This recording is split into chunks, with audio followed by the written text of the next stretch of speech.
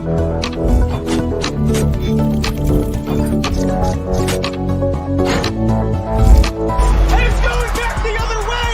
on a suit, drink water, don't drink and drive. Game over! Take it light. Take it. Now you're more fluent. He's got three! Up, Bears. So this is really good right here. Absolutely. Let's do it. You know, I think it was Drake who said something like better late than never, but never late is better. Never late. It's definitely better. 100% it is. Yes. Now host in the building. Pew, pew, pew, pew, pew, pew. You know, what can I, hey, stuff happens. Mm-hmm. You don't even have to do that. Just go like this. Watch what happens. Just point. Oh, I ain't know that I could do that. All right. Yes, sir. I did not know that I could do that. Pew, pew, pew, pew. That's all I got to do. There it is. I forgot I had that. There it is. Man, listen, it's my fault. I'm sorry. That's all that I need to do, right? Is just admit your mistake and apologize. What do you say, Tone? When you fail, win? Fail fast, baby. Yeah, and just move on. It's really that simple. So, Tone made me more fluent earlier today. I forgot about that. It was something that I did not know that I was made more fluent about. I don't know that you didn't know so much as I don't think most people think of those qualifying tournaments as FIBA sanctioned things, right. But the Tournament of the Americas, the Pan American Games, all of the Euros, all of that stuff is sanctioned by FIBA, and they give gold medals. So that part I didn't know. The Tournament of Americas, I did know about him. I didn't know you get a gold medal if you win it, though. I did not know that. That part I did not know. Because when I saw the 2-0 in FIBA, I'm thinking, wait a minute. Okay, so I know what the FIBA World Championships are. Okay, that's every 2 years after the Olympics. Yeah, I think it's the year of the Winter Olympics, right? Yes. So I'm thinking, okay, FIBA. So in 2014, he was long gone from the league at that point. And in 94, he was retired that year. And I know in 86, that's what Kenny Smith and Muggsy Bogues, that team, they ended up beating the Yugoslavian team. So they had Petrovic. And I'm thinking to myself, what other – I know about the Pan American Games in 83. And then you brought up the what is it called again? The championship? The Tournament of Americas? I did not know that you got I didn't know that was a FIBA thing. I just thought that was part of the Olympics. I didn't know that it was a separate thing when you had to qualify. It's a separate tournament. I did not know that. That was news. That's why I was asking. I'm like, wait a minute. I'm in the dark about this right here. So what is this other one that I'm missing? But I got to be honest. Even though, listen, I love being right about stuff, but it's a little to use those as gold medals. I don't even like you using the Olympics. Right. I've told you this before, and yes, it's only against Team USA where I think, yeah, it's Team USA. You want a gold medal? Duh. Right. Like I know that. Am I? Keep me honest. Am I being overly harsh by saying when you've got that much of an advantage over the rest of the world, like you shouldn't really brag too, like that we won a gold medal, Team USA? Yeah, you should have. Well, first of all, Tone, let's get to the bottom of you being the almost harshest of critics, and the standards for you are way different than other people. Standard is high, absolutely. Standards are way, so the tournament of America's gold medal, it's like, okay, so like why are we having this conversation about the Tournaments of America gold medal? Like, why is that? Yeah. Not only that, like why are we having a conversation about the Olympic gold medal? Like you should win it anyway. Why unless you're one of those other teams, right? Like if France had beaten Team USA this year in the gold medal game, and Wemby went for 35, 14, and 7 and 5 blocks or something, I'd be like, it's a pretty big deal. Yes, that's a big deal. Yes, Team USA wins. I'm like, and as great as Steph Curry was, as great as LeBron was, as great as whatever, I'm like, yeah, this team's so good. They could bench Joel Embiid. They could bench Jason Tatum. and still win. That's how good this team is. So I'm kind of like, nah.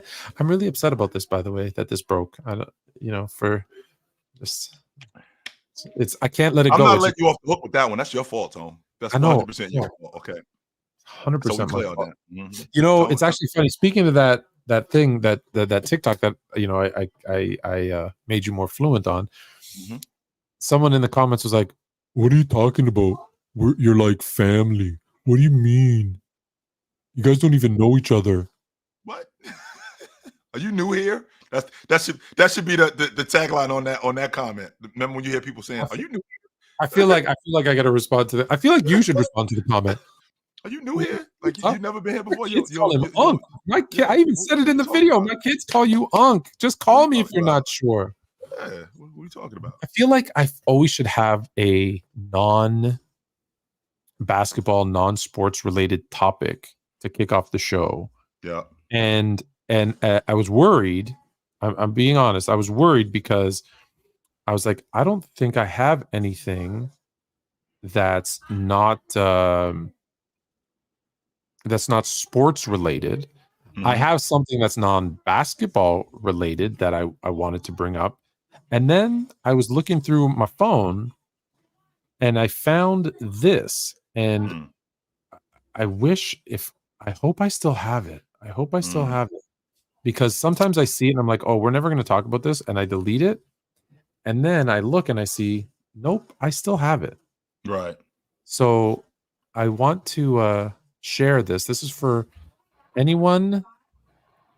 This is for anyone with money.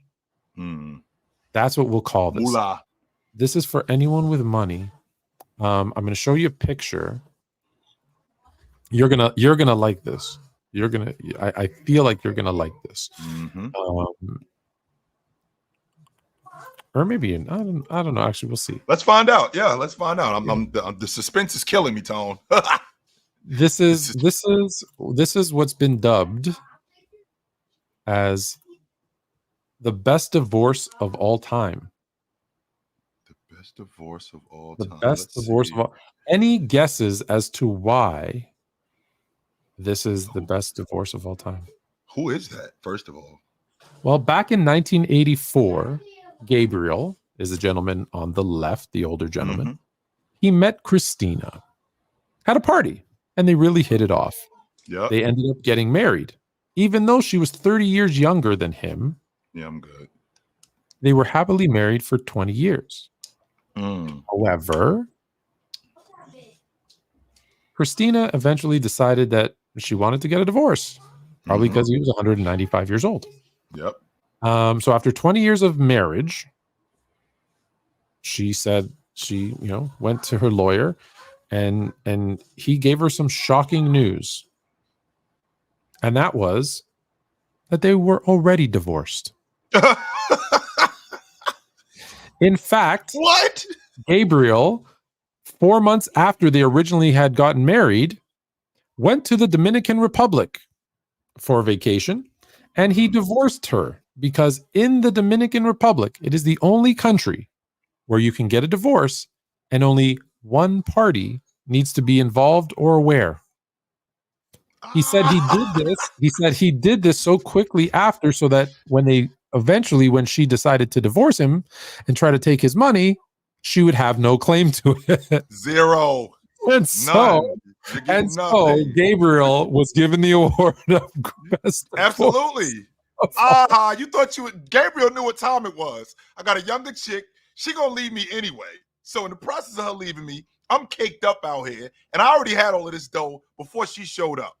And she thinks she gonna run off with all my money. No, I'm not trying to hear that. So I like to have a divorce right now. Now I understand, and I say this with love. Why Ticket moved to the DR?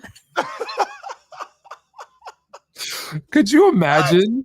You could just go down there on your own and be like, I want to divorce. Like, they don't even have to know. Just boop. And it's done. It's done. It's completely over with. Completely over. Wow, and you're free and clear. I would love to have seen her face when she found out that, okay, first of all, you guys are already divorced. And you've been divorced for like 20 years. Just so you know. Yeah. You know what her face, her face would have been like?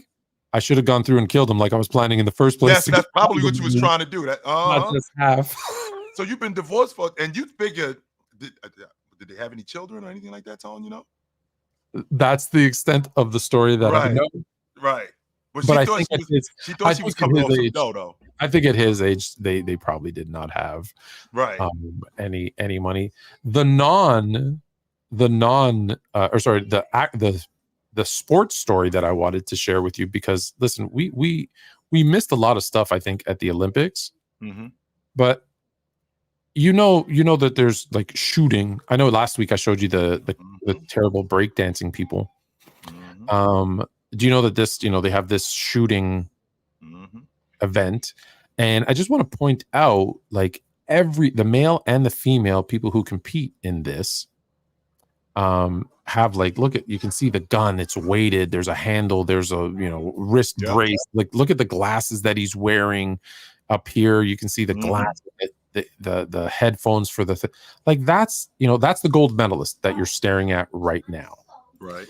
That's the gold medalist. I'd like to direct your attention from the gold medalist to the silver medalist, who walked up with absolutely no equipment, hand in his pocket, and just pat, pat, pat, pat, pat, and won silver. With his glasses on. That was his weapon right there. That's all he needed. Team Turkey, let's be honest. One, I don't know if you should go back, because from your expression, it feels like you didn't watch this. I did not. So let me tell you something right now. You need to take this guy. You need to actually just go watch it, I think is what you need to do. And I'm going to make us a little bit bigger so we can, there we go. That's so much better. I am familiar a little bit with because these are the people who end up working for the FBI, like the sharpshooters. No, let's be honest. That's what these people are. No, this dude straight up is a trained assassin. Yes. Like, let's be real. This dude's a trained assassin. But if you go back and watch it, you honestly think he's gonna go like this, bang, bang, bang, and then like throw it up in the air and catch it and go bang, bang, bang with this other hand. Like, that's how cool. Yeah. At the end, that's how cool he looked when he did this. And I tell you, with everything that I am, he purposely won silver because he didn't want too much attention. He's still getting too much attention, but he thought, let's go get a silver medal. And just like, it looked like he walked off the street and was just like, pop, pop, pop, pop. Look at the hand in his pocket. Yeah. That's all I need to see right there. He got the hand in his pocket, like, excuse me for a moment while I get busy. I'll be right back. I gotta go handle something real quick. This is the coolest dude I've ever seen in my life. What the hell? Like, pop, pop, pop, pop, pop. Okay. Done. Okay, we're done. Wow. And yeah, these are the people, like you said, Tone, with the gold medalists. Those are the people who end up working for, like, the CIA, for the FBI. That's where they recruit them from. Sharpshooters. Yeah. Yeah. That's where they end up going. I very much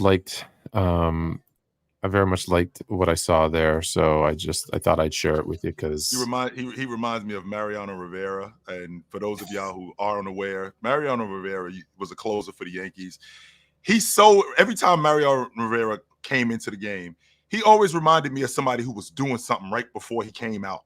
Like, hey, I'll be right back. Let me go handle this real quick. I'll be right back. Hold that thought. Don't go nowhere. That's kind of how he struck me. And this dude right here, just looking at him, he looked like he was doing something that he want to get back to.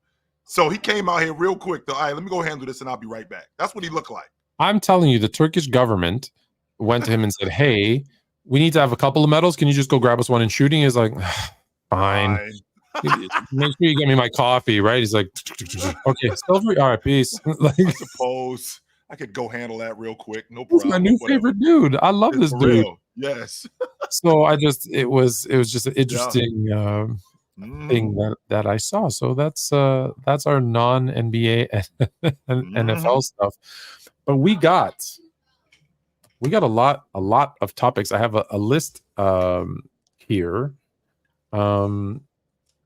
And I want to start off with, I don't have this to share, but we can talk about it because I think everybody has Twitter. So NBA Central put this out. Damian Lillard saying, if LaMarcus Aldridge would have never went to San Antonio, we would have won at least minimum. once already, Mhm. I would have came into my own, but he was that good.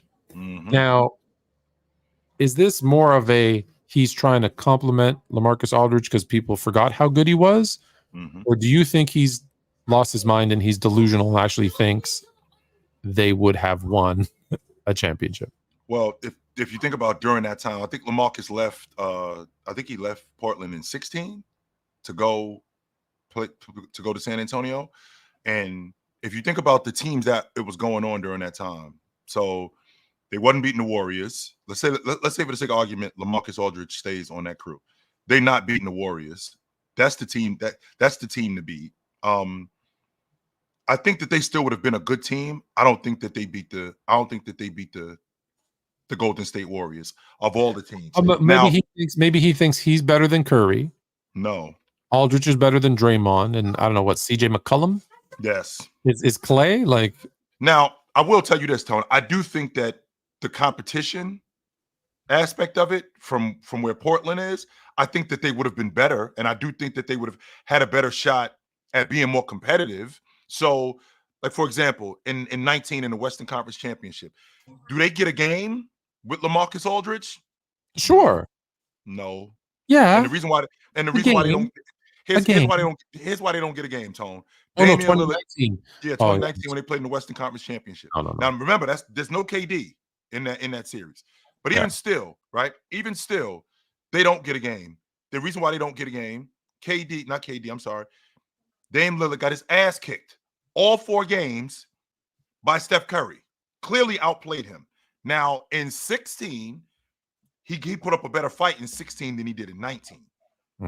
100%. He put up a better fight. He was better in terms of him getting downhill, going after Curry, being more. I feel like he was more assertive in that series as opposed to in 19, where Curry basically just put a target on Damian Lillard's back and went after him. So they put the rest, both Damian Lillard and not Damian Lillard. I'm sorry, Tone. Both Klay Thompson and Steph Curry put the rest who the best backcourt is in the NBA. They shut the door on that in that series. Now, if you add LaMarcus Aldridge to that crew, they were building something, right? They were building something. So CJ McCollum was getting better. Dame was getting better. You keep LaMarcus Aldridge. Okay, now we have a more competitive Portland Trailblazers team. I still don't think that they beat that. I still don't think that they beat that Golden State team. That Golden State team was a juggernaut. I think they get a game. KD to that roster. Without KD, I think they get a game though. Without KD, I think they get it. I'm not sure about that. Now, had they taken the other center from Denver instead of Nurkic, we might be having a different conversation. I think we're having a way different conversation if they decided that we're gonna hold on to this dude instead of this dude. So I'm gonna hold on to Joker instead of Nurkic. Which I mean, it's Tone to be. If we being honest, it sounds like it's nothing today. Like, what were you guys thinking?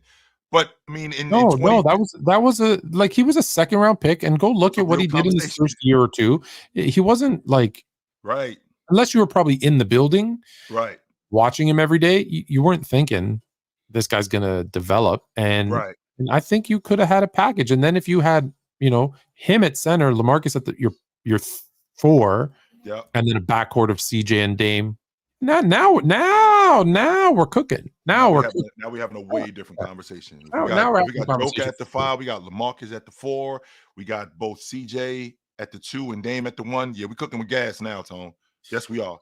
So when players leave, whether now when I say leave, aren't there meaning they, we talk about KD being injured, Marcus Aldridge being traded away, they leave in free agency. Sure. How does it affect the guys that stay? Well, look at a prime example that I would always give, because when I think about these guys leaving, what they leave behind. And what they leave behind is what could have been, right? So a prime example would be when Shaq left Penny Hardaway. When he left Penny Hardaway, well, what could have been with that unit? They could have been a champion. They were already a championship contender. You know how I feel about getting swept, Tone. I feel like you're not close, but I do feel like you're there, right? I do feel like, you ended up making it to the finals. Excuse me. So now Shaq stays. We're getting better. Shaq leaves. Okay, now more of the burden is on Hardaway. Hardaway ends up breaking down. sooner than later. So that clearly affected him. Another prime example, Tone, would be Marbury leaving Kevin Garnett. When Marbury leaves Kevin Garnett, this team now, they're basically scrambling because I thought that they had their point guard and their big man of the future. I thought that they had the tandem that they were looking for. But instead, when Marbury leaves, now what that does to Garnett is that leaves Garnett there to pick up the pieces. So when you have guys like that, when they leave, the effect on other guys' careers is astronomical. I mean, Kevin Garnett didn't get out of the first round of the playoffs for 7 years, Tone. 7. That's crazy. I'd like to think that if Marbury stays, they got a lot better chance in being more competitive in the Western Conference if Marbury stays, as opposed to him leaving after 2 years. Right? He's gone after 2-3 years. I mean, they had made the playoffs. And then he's gone because I couldn't see myself living in Minnesota for 7 years. But you want to live in Jersey, you got a break. Really? You'd pick Minnesota over Jersey? With Kevin Garnett? As a Jersey guy? No, you said I'm asking you just living. I'm considering what was going on with Garnett and considering what was going on and what they were trying to build in Minnesota. Yes. Because when they lost Marbury, this whole thing goes south, Tone. What happens now is now they're colluding and they're scrambling, trying to make up things, and then they end up losing all their draft picks because they tried to sneak Joe Smith into the Minnesota Timberwolves. Yeah. They end up losing all their draft picks. This is a small market team, Tone. Nobody's coming up here in terms of free agency. So this is how we got to build our unit. Yeah, that was bad. That was a bad look. That was definitely a bad look. Yes. For me, it's such a tough question to answer because what happens, well, it depends on who's coming in, right? Like when Shaq gets traded out of LA, they were horrible. But then Powell comes in and everything's great again. I think, Kawhi leaves Toronto and they actually win a higher percentage of games the following year, but they're no longer a title contender. Like, right? Because regular season is very different than the playoffs. It's not anyone, but there are a lot of teams that have won a lot of games in the regular season, but they're not. Sure. Like people bring up that Atlanta team that had 5 All-Stars, but that was not a team that anyone thought was going to win a chip. Period. Ever. Now, Tone, to be honest with you, Tone, when I look at that Atlanta team, I don't think that they get enough credit for how good they were. They just ran into Cleveland. That was the problem, and they ran into James. Can you honestly tell me you looked at that team? And I'm not saying what you're saying is wrong, but I'm saying, can you tell me honestly you looked at that team and thought that's going to be our NBA champions for the next 2-3 years? Could they win it? Could they win it? Did you actually think that? Because I not for 1 second did. In 15, I thought that they had a chance to win it. Not again. If they could have avoided Cleveland, I thought they had a chance to win it. Considering, if you honestly, I can't remember anyone actually saying that at the time. But okay. The reason why, and here's why I'm saying that, Tone, because if they could have avoided Cleveland, I couldn't see anybody beating Cleveland. If Cleveland, very much like what happened last season in the playoffs. Very, very much like what happened last year. When you see Dallas, not in Denver, if the Lakers don't face Denver, I think they got a really good shot. And you see what happens. Is Dallas in the finals if Minnesota doesn't bounce Denver? I'm not sure about that. But the fact that Dallas was able to avoid them, and I'm actually on record saying this to you, Tone. Teams duck smoke all the time. They duck smoke all the time, and I know for a fact that Atlanta, as good as they weren't looking at Cleveland like, yo, we could beat them dudes. There was a lot of those guys thinking, man, if we could avoid these guys, we got a really good shot at winning in the East. Okay. We do. And they were 14 games over 500 against the Western Conference too. So you mentioned at the beginning that I'm a very tough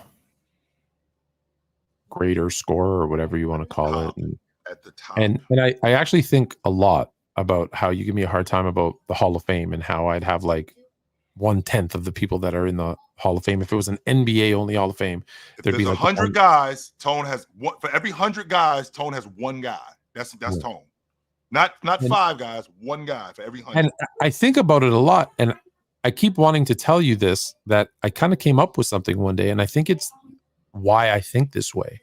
And I think the Hall of Fame for me is it's a next level. So remember how, look, there's all the players in the NBA, and there's some that are below average. Sure. We know who those guys are, right? There's role players. There's average players or average players, and then maybe role players on top of, like, you know who the role players are. Just beneath them are the guys who are like just raw, like they get a minute if someone gets hurt or whatever. And below them are people who are just roster fillers, right? So there's roster fillers, I guess, below average players, role players. Right. Then you get into, so then the categories maybe are like all-star, star players, superstar players. Mm-hmm. So for me, you move up that ladder. And once you've become a superstar player who, again, I only think there's maybe 2 or 3 in any given year that are actually superstars, because we confuse the star player of a team. And there's people who legitimately think there's 30 superstars, because if this player, Jalen Brunson is a superstar because he's the best player on the Knicks. Incorrect. He's not. He is a star player. He is a great player. He is not a superstar for me. That being said, so for me, I don't have 30 superstars. I have, maybe 15 stars. There's maybe 10 guys who have the capability of being superstars, but in any given year, typically, sometimes more, sometimes less, 2 or 3. And then if you are a superstar who's had a superstar career, how you distinguish yourself from those guys is by becoming a Hall of Famer. So that's why I think my number's so small, is because if I don't see you as a career superstar player, and then when I put all those superstars together, you somehow separate yourself from them, that's the Hall of Fame for me, is you're above the superstar. That's who you're matched. So I'm matched. So Mike, the criteria for me is the superstars during the time that I was playing. How am I? Did I separate myself, or did I do enough in my era that even makes me look, when I compare it to another era? Sure. To be like, wow. Right. Was I the superstars during this era? If I'm considered in that category, where was I compared to Kevin Durant? Where was I compared to LeBron James? For an example, I hate to pick on this guy, but I know he's your guy. Dominique Wilkins was never a superstar. For me, he was a star, which means he shouldn't be in the Hall of Fame. Right? Because he was never a superstar that's separated from his era. Now, unfortunate, he was on a team that didn't have a lot of support, so he didn't get the rings and the recognition that maybe he could have and should have. And he also played in an era that had Magic, Bird, Jordan, Barkley, Isaiah, right, et cetera, et cetera, et cetera. Like, he played at the worst possible time. So the reason I bring that up is my next biggest issue with, other than the Hall of Fame, is retired numbers.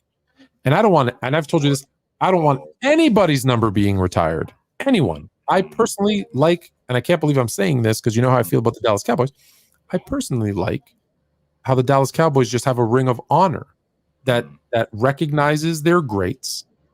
And then if someone wears that number, it comes with a certain level of responsibility and prestige, right? Like 88? So, like 88. So, from Michael Irvin to Des Bryant, right? Des Bryant, CeeDee Lamb. Like, when you got that 88 on your back, you're being held to a higher level. I love that. They are retiring everybody's number. And this one's hard for me. This one's really, really hard for me because one of my favorite players all time. 2, obviously, on my favorite team of all time. Yep. 3, a guy that we don't win rings without. We do not win rings without. Right. On the Lakers, for those that don't know who my team is. Yeah. A guy who I've reached out to a couple of times, possibly about being on our show, who may not come on after this. But yeah, please. he will. Yes, he will. I got you, brother. Yes, he will. Yes, he will. Michael Kuber is an 8-time all-defensive player, a 1-time defensive player of the year, even though he was playing 23 minutes a game that year, a 5-time NBA champion, who I will admit I've just finished saying Lakers don't win without his defense. and averaged 9, 4, and 3 for his career. I love you, Michael Cooper. Mm-hmm. Your number shouldn't be retired. Now, what I want you to do, Tony, is I want you to rewind, like you just talked about when you talked about Dominique Wilkins, compared to the other superstars in the league. So compared to Bird, compared to Jordan, right? Compared to Magic, compared to Isaiah, compared to Barkley. Where was he during that time? Well, he was the guy chasing, right? He was the guy chasing Jordan for all of the years when Jordan was averaging 37 and 35. Nick was right behind him as a bucket getter. So where was Dominique Wilkins? This is what I'm talking about, Tony. We're talking about the Hall of Fame. What are you famous for? Because that's what the Hall of Fame is really about. It's the Hall of Fame. What are you famous for? Dominique Wilkins was a bucket getter. When he retired from the NBA, it was only 7 guys in NBA history who scored more points than him. And I did it in an era where points came at a premium. So I'm going up against Bird. I'm holding my own. I wasn't the player that Bird was.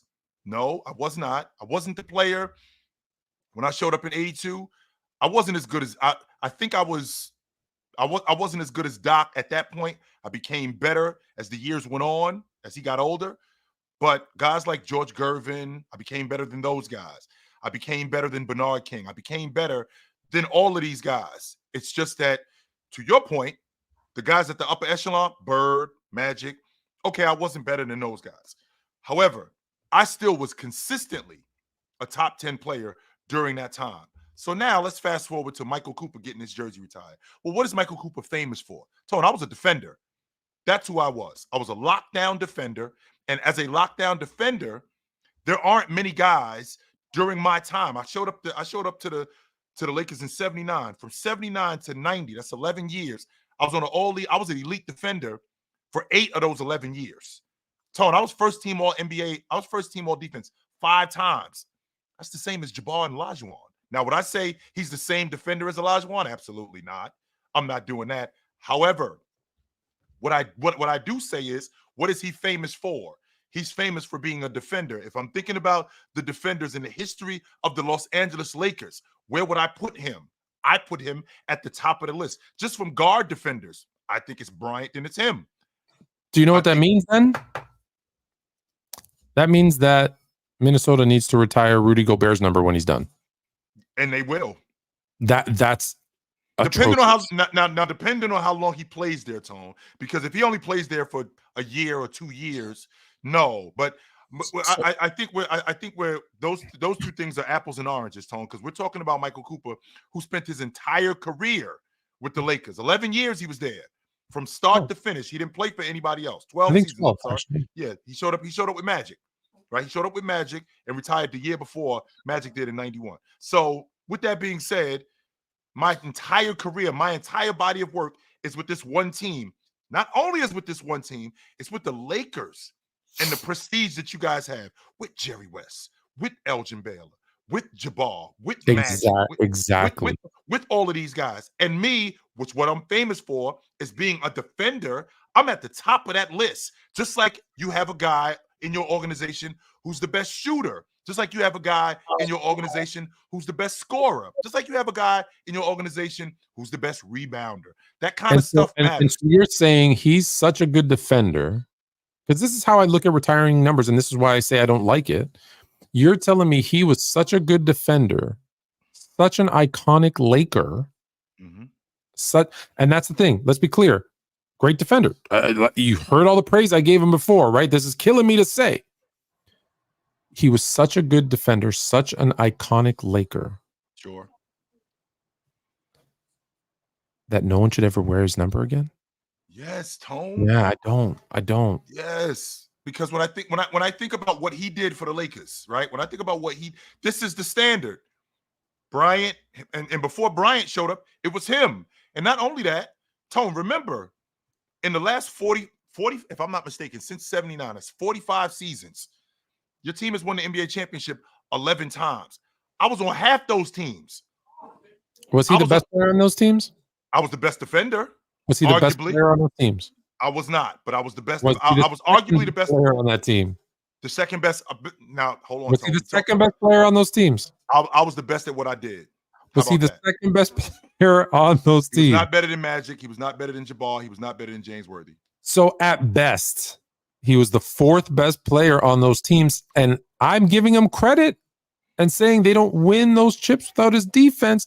But is there other players that could have gone in and played 23 minutes a game and given you, what the numbers he was giving you? And I don't know. Now, maybe not the intensity, blah, blah, all the intangible stuff, but I really struggle with retired numbers because I've told you some of the all-time greats that I don't think should be retired. And I look at it the same way as I look at the Hall of Fame.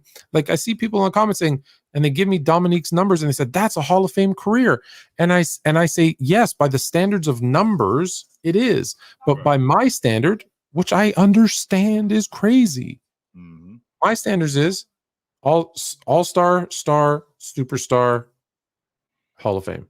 Tone, how close is an all-star and a star in your estimation? When we're talking about because you have to be a star. For me. To be a star, you have to be a perennial all-star.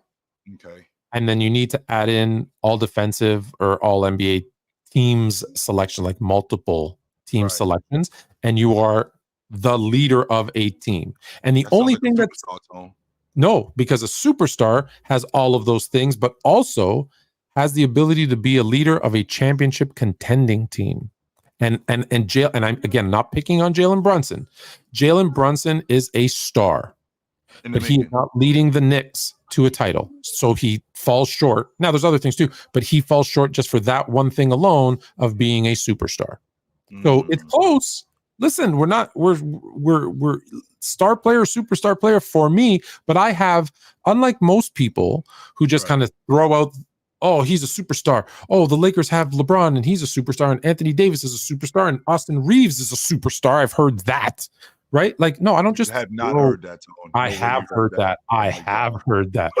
I don't just throw that word out there. I actually have. Now, you may disagree with my logic, and that's okay. But I actually have some thought and logic to where I put these people. Right. And so and that's why I say I love the Ring of Honor, because I think Michael Cooper should be honored because, like I said twice already now, and this will be the third time, they don't win without his defense. But I guarantee you, if Worthy, Magic, Kareem, well, they're a bigger hit than him. So to be the fourth best, most needed, most important player on a team, and I'm getting my number retired, I have I see a fundamental flaw in that logic, because then if he's doing it, right, like OKC, Nick Collison, huh? Yep. That's ridiculous. The bar. Now, wait a minute though, Tone. No, Tone. I think that we got to rewind here, because when you're talking about Jabbar, you're talking about Magic, you're talking about James Worthy, those guys were the best players. Who was better than me at what I did? Even though you're talking about how much he played, right? I can get with that. But I played an integral part, and nobody else was doing what I was doing. Michael Cooper at that time, we can make a legit argument. You should be honored for that. You should be honored. I can make a legit argument that during that time, he was the best perimeter defender in the game. That includes Dennis Johnson. That includes Sidney Moncrief. That includes Alvin Robinson. That includes these guys. And it can be a legit argument. Michael Cooper, his on-ball defense, his ability to play in transition, his ability to block shots at the rim at 6'6". Not just his ability to block shots at the rim, his ability to cover bigger guys. There weren't many guys being able to do that. Michael Cooper did that. We hear all the time about Kobe Bryant saying Tony Allen was his toughest cover, right? Tony Allen was the toughest guy. Now that anointed defender. That was his toughest defender, sure. Now, so that anointed Tony Allen as now a top 15 defender. Well, Larry Bird said Michael Cooper was the toughest guy he went up against. Now, if I'm dealing with Michael Cooper, pause right there. So because Kobe said Tony Allen was the toughest defender, his number should be retired? That's the thing, Tone. On that team, when you get anointed, when you get anointed by a superstar player like Bryant, right? When you get anointed by a superstar player like Bryant, I think that should be universal. But I don't want to use that argument solely more than I want to use what I did as a defender, because that's what I'm known for. Michael Cooper was known as a defender, and not just a defender. I was an elite defender, and I wasn't an elite defender for a year. I wasn't an elite defender for 2 or 3 years. I was elite for almost a decade. There aren't many guys in Laker history. I ain't even talking about in other teams. I'm talking about the standard of the Lakers. There aren't guys who did what I did in this uniform. Tone, I don't know if you noticed, but we're talking about 15 guys in NBA history have 8 all-league defensive nods or more. I'm one of those guys. I am one of those guys. With that also being said, 5 of them was first team. Jabbar and Olajuwon are the only 2 guys. Jabbar and Olajuwon are 2 guys that I could say that I got the same all-league defensive nods as them. That makes me in the upper echelon of defenders for a long time. So when we're talking about being great, I was the epitome of that at what I did when I played for the Lakers. And it led to something. It wasn't so empty. that no one should ever wear your number again. It wasn't empty, I don't see Tone. that. Yes. I don't see it. I don't see it. I don't see it. I don't see it. Especially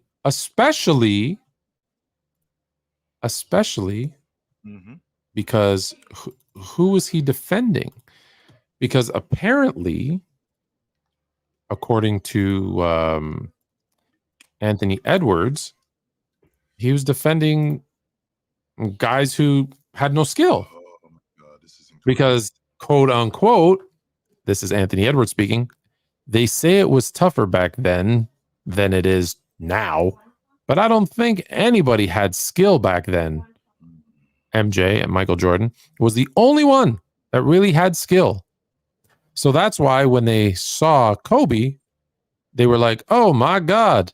But now everybody has skill. Which I can get with that. I can get with the logic that Everybody?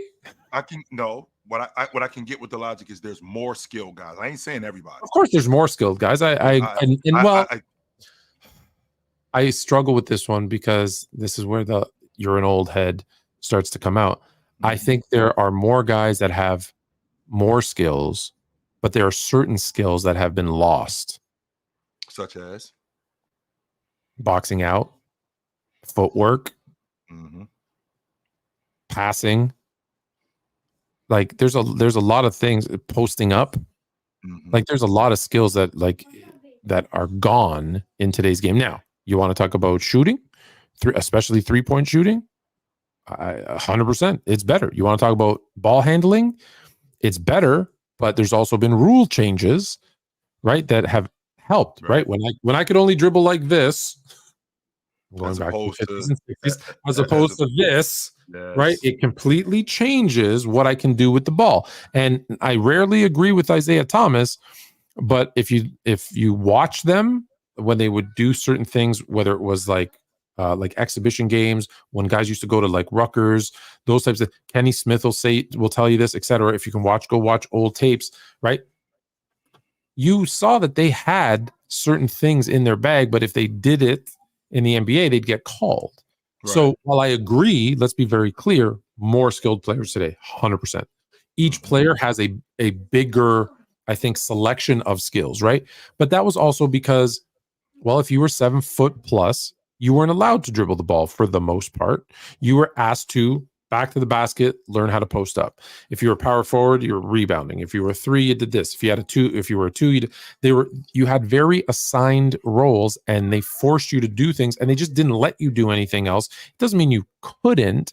It just means if you did, you'd get pulled. So I know I'm talking a little bit out of both sides of my mouth, but I agree today's players are more skilled. Right. But they've also lost some fundamentals, some footwork, some positioning, post up, like the mid range. We've all seen that chart that shows the mid range from and now it's completely gone. And guess what wins championships, guys? It's mid range. Go take a look. Go take a look at the shot charts of the teams that win and where they score from, and getting fouled on those 2-point shots, the effect it has on the game. Go check it out. So yes, I agree they're more skilled, but to say that no one, like Michael Jordan, was the only skilled player, that's what I want to. That's what I want to tackle. The idea that no one was skilled. And Anthony Edwards, if you ever hear this, I want to make sure that you hear this loud and clear. Drexler would have bust your ass. I'm going to say that to you right to your face. Clyde Drexler would have bust your ass. Not only would Clyde Drexler have bust your ass, Joe Dumars would have bust your ass. Mitch Richmond would have bust your ass. Oh. I'm just talking about guys at your position. And now what you did when you were playing against the Denver Nuggets, when you were switching on to Jamal Murray, Fat Lever would have gave your ass hell. Guys like that, and he wasn't Magic.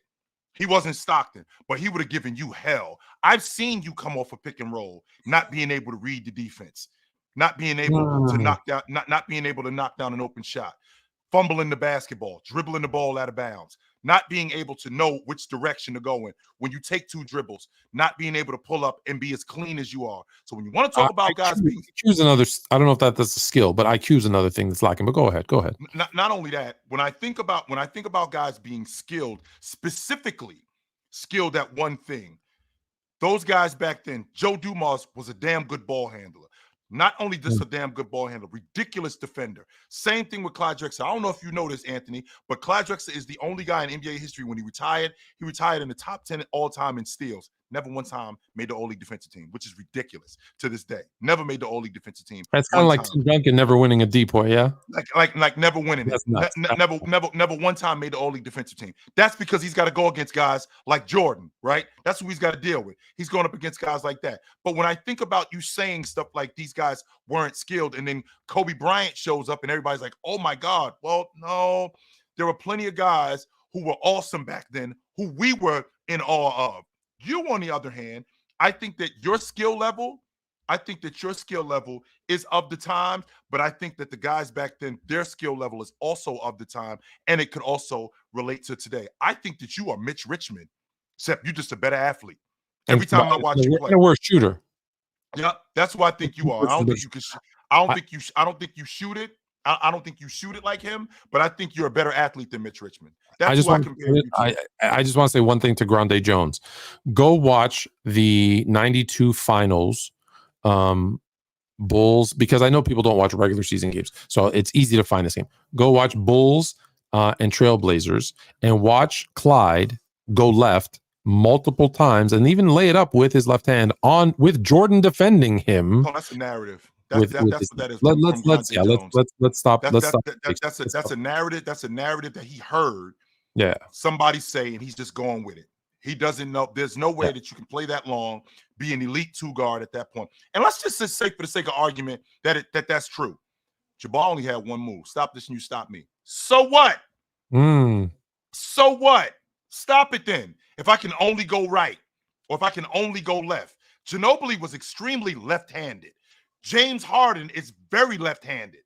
I don't see James Harden going right that much. That's not to say that James Harden doesn't use his weekend, because James Harden can absolutely use his weekend. That narrative of couldn't versus didn't or whatever, I find that interesting. It's like, if I can go right and I can do more, I can shoot. It's easier to shoot because I'm going to my strong hand. Like, why are we like, oh, they didn't have it? No. Like the Jordan one killed me that he had no left, and then you see like 1,000 highlights, and you're like, he still had no left because that was only for 2 years. Oh, and the best was because they say, oh well, the Jordan rules from the Pistons was push him left. Well, yeah. Anyone who's ever played basketball, Jay, which way do you try to send everybody that you're guarding? To their weekend. Well, their weekend, because it's their weekend for a reason. No one's 50-50. Even people who are ambidextrous aren't. So it's, hey, go left. Why? Because if he goes left, he has to come back right to shoot. Why? Because he has to shoot with his right hand. I'm sorry. I don't. Do you know any player that today that dribbles right, shoots right, dribbles left, shoots left? No. Thank you. So it's drive him left, force him to the lane, knock him down. Like, you're skipping the other 4 rules of the Jordan rules. It's weekend.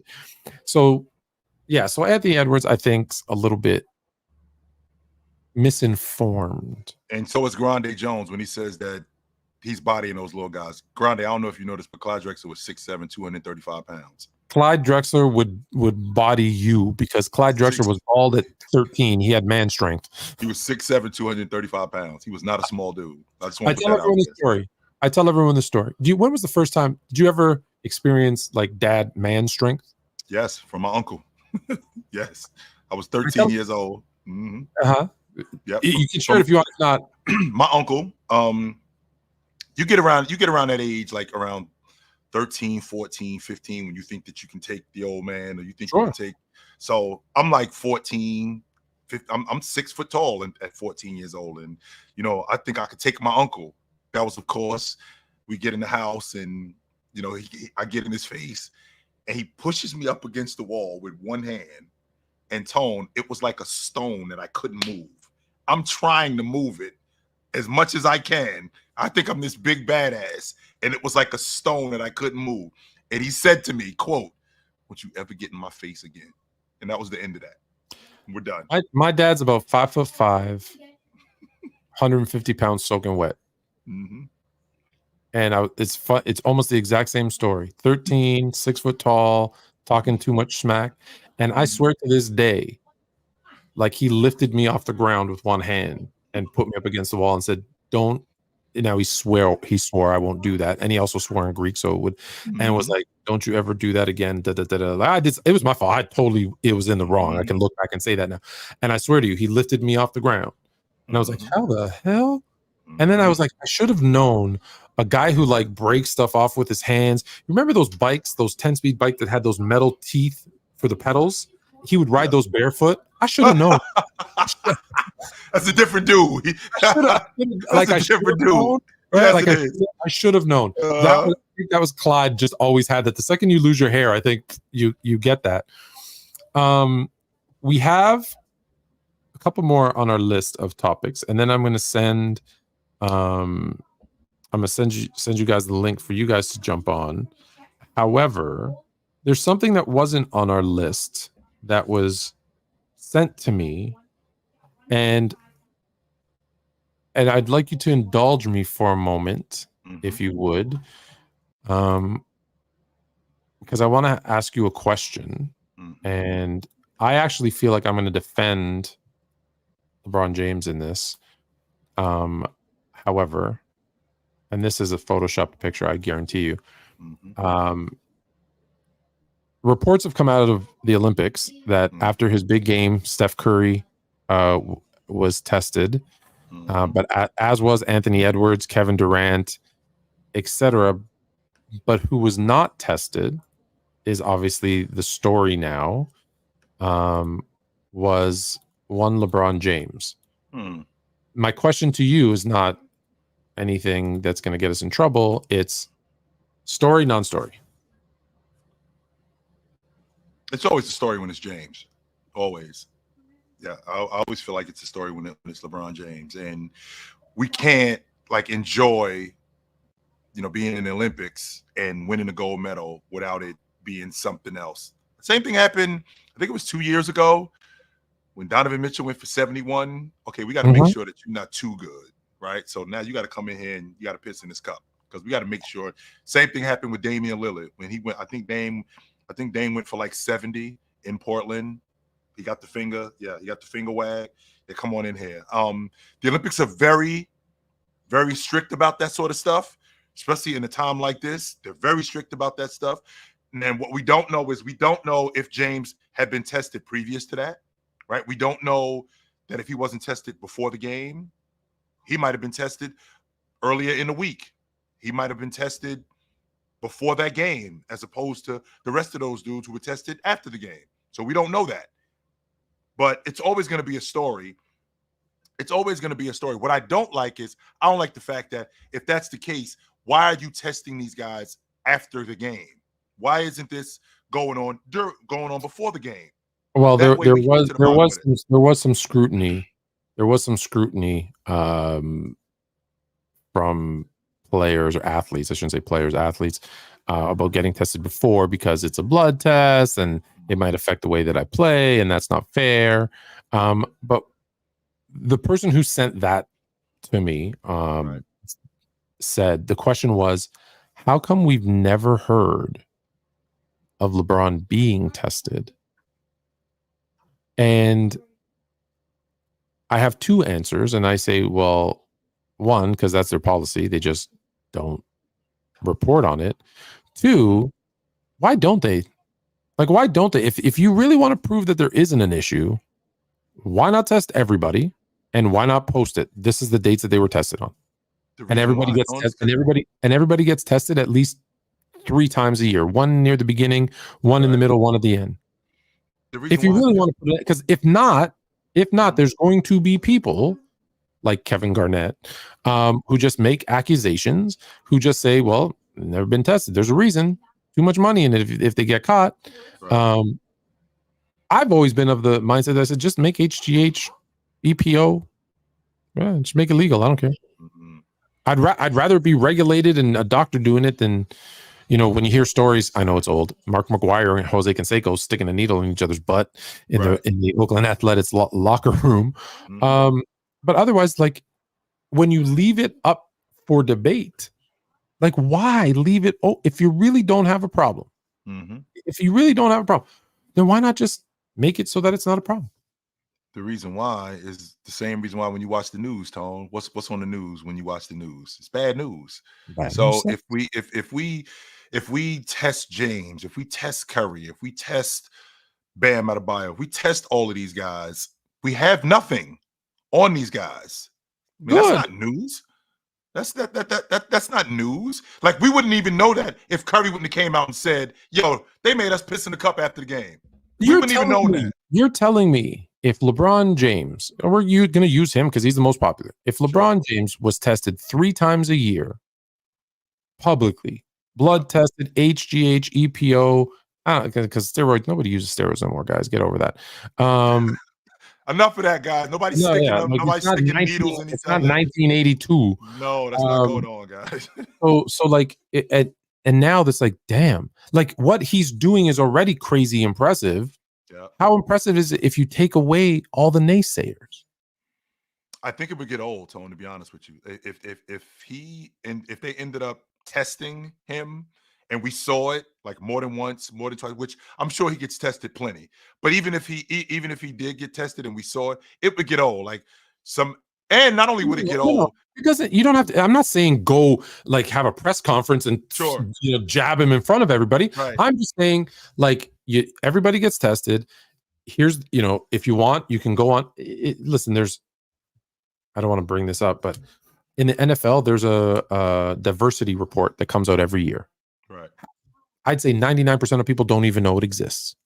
But every year they do a full deep dive study about how many coaches are minorities, how many of the players, the issues, how they can get more coordinators, and then eventually head coaches and even owners get more of a minority presence when 70% of the league are minorities, and 2% of the coaches are.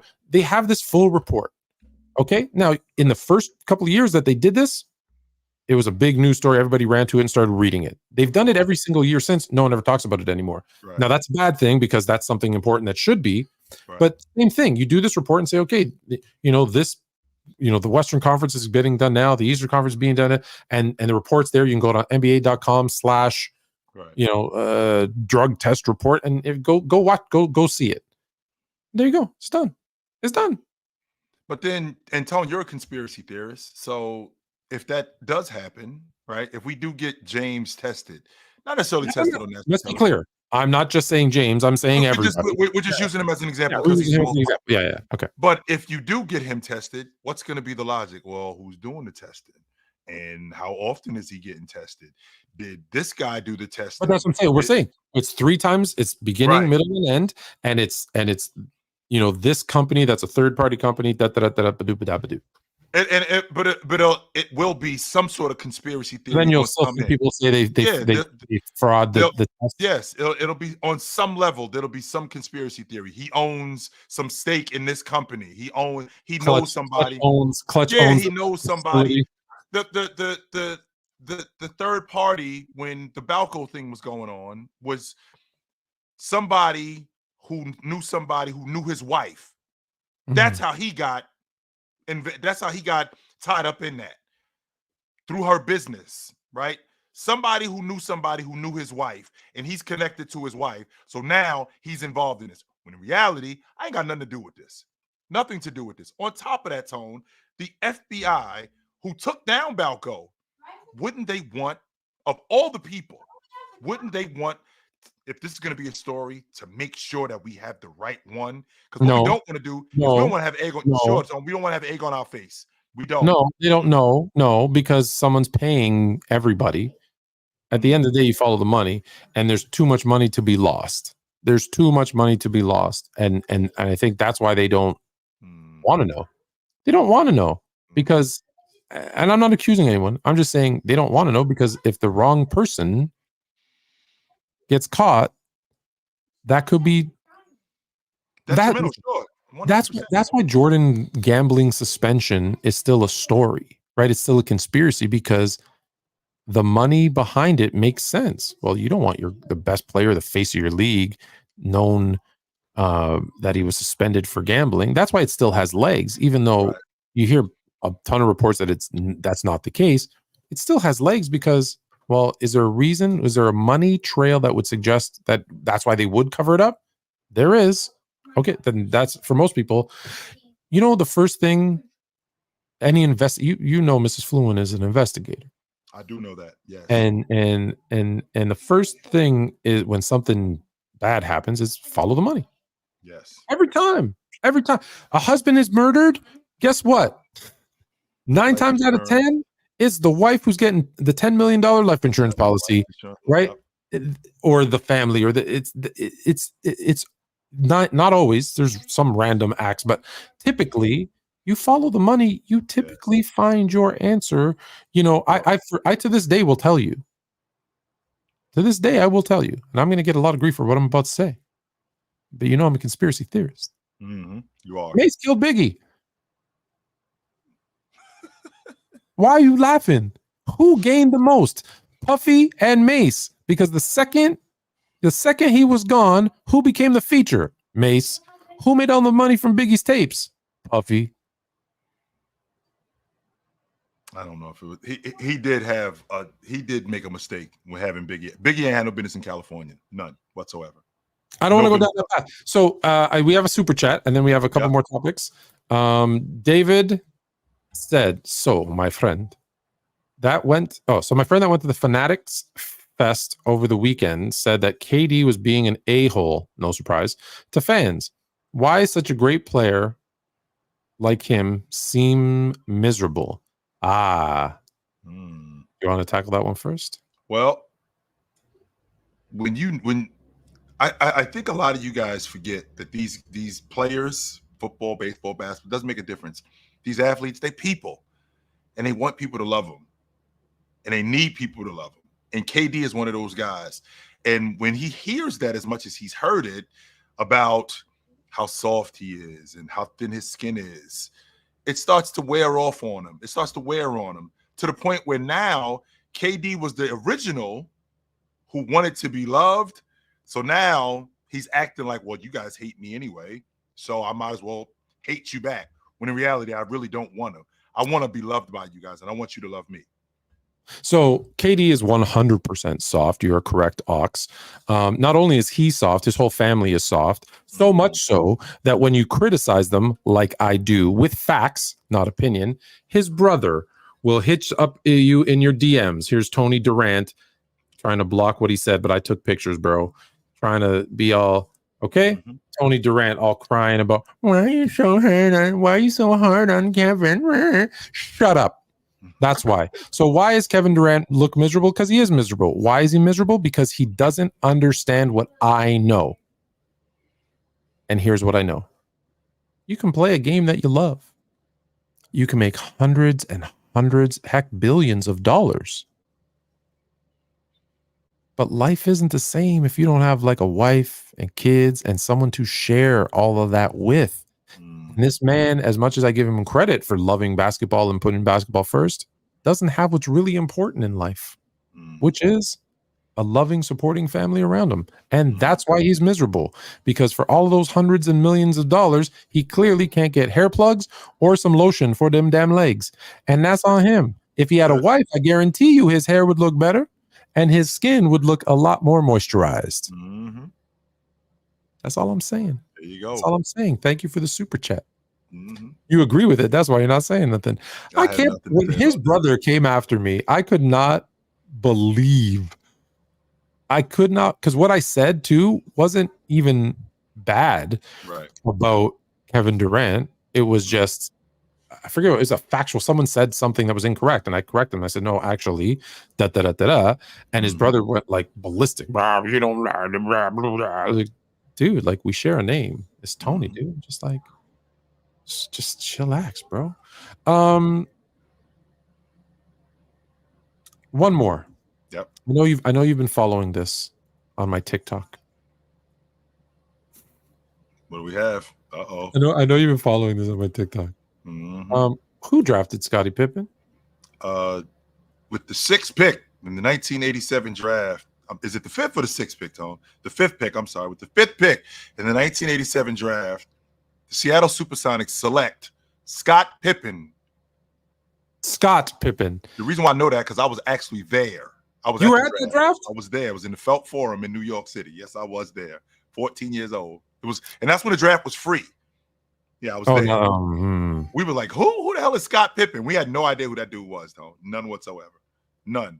Do you know why there's this picture of him and Olden Polynice switching hats? I do. Yes. Because they were traded. Because with the 5th pick, as you mentioned, Scott Pippen, which I think is hilarious, by the way, when David Stern, Scott Pippen from Central Arkansas. The Seattle Supersonics draft him. 2 picks later, the Bulls draft Olden Polynice, and then they traded them. Yep. And that's why they did the hat switch. And I have been trying, and I don't let go. You know, I want to teach people stuff. Yep. I have been trying to teach this dude that he's like, well, if they left him with the draft, they got him in the draft. And I'm like, no, getting someone in the draft means you drafted them. Correct. Now, they got him on a draft day trade, but I wouldn't say, did the Toronto Raptors get Davion Mitchell in the draft because they made a trade for him on draft night this year? No, they got him in a trade. It just happened to be during the draft or on draft day, whatever. So I don't know. Should I just give up? Like I've been trying to get him to understand this team drafted them and then they traded them. So yes, you left the draft with that player, but that's not drafted by. Sure. Should I just let it go? Tone, you can say it 5 times, you can say it 500 times. There are some people who just, 1, won't get it, or 2, people who just want to argue. That's it. When you're on draft night, if I'm drafted to the Seattle Supersonics, that's who I got drafted to. Period. I was traded later, but originally this is where I was drafted to. Well, yeah, and I try to say it's like, you know, it's like, well, they traded his draft rights, and I'm like, right, exactly. How do you trade someone's draft rights? By drafting them. Do you see this? It's not that difficult, guys. Like I brought the horse to water. I got their head down, the mouth is open, the tongue is out, and they don't know how to drink it. And it's I need to let it go. Okay, I need to let it go. This is an interesting one. We were talking a little bit about the Olympics. Tone, this guy asks Dom Dewsbury. He asked, did you see the 90s Bulls play in person, Chill? I did. Yes. And we had him on. Tone and I had him on with Haley. His name's Terry DeHare. We grew up together. He used to play for the Clippers. Oh, yeah, that's right. How is Terry doing? That was a good interview. Yeah, Terry's doing good. He played for the Clippers from 93. He played for the Clippers from 1993 to 1997. Then he played for the Sacramento Kings. And when the Bulls came to town in 96, I saw them play in the sports arena. And then when he went to Sacramento, the last dance that year, I saw them play that up in Sacramento too. I was living in California at the time. Yeah. So I did see him play twice. But as you were. I saw them more. I that's interesting. I saw them live more than you from Canada. That's actually kind of crazy. I actually I got to see them against the Heat in a playoff game. Banked the Heat in the first round. Nice. Yeah, that was my what would you call it? Oh my God moments when I got to put the mic. Remember they used to put the mic on the jerseys when for the post game. Yeah, I got to mic up. I got to mic up MJ. Did you? And it was Mike move.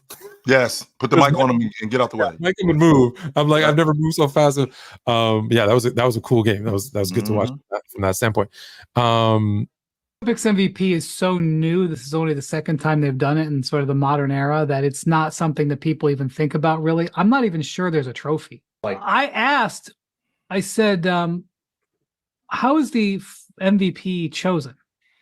This part's when I was told that it's media voting, which the media could vote on. There was a QR code allegedly on the wall. And I was like, okay. And like they opened the voting like 2 days before the end of during the semifinals. And I was like, well, why would you vote now? But I was told media voting and quote, FIBA experts. I was like, FIBA experts. That's weird. That's nebulous. So maybe it was mellow. It may have been like 2 or 3 guys who they asked, like, hey, who should win it? What does that even mean, Tone? FIBA experts. That's the problem. Yeah. Like, who are these FIBA experts, and what qualifies you as a FIBA expert? Nothing. Nothing. I will say this just for Ox. Shut your damn mouth. That's something to say about that team. Yeah, so it's just more and more. Although I made the case, I think very well that if there was going to be an MVP, it should be LeBron. There's a whole lot of question marks whether there should have been an MVP. Oh, you and I actually had this conversation. I didn't even know it was the thing, and I had to go do some research and had some people explain it to me that, okay, well, the first time it was given out was in 2004. Manu Ginobili, Argentina wins, but they didn't do it in 08. They didn't do it in 12. They didn't do it in 16. But then they do it in 21.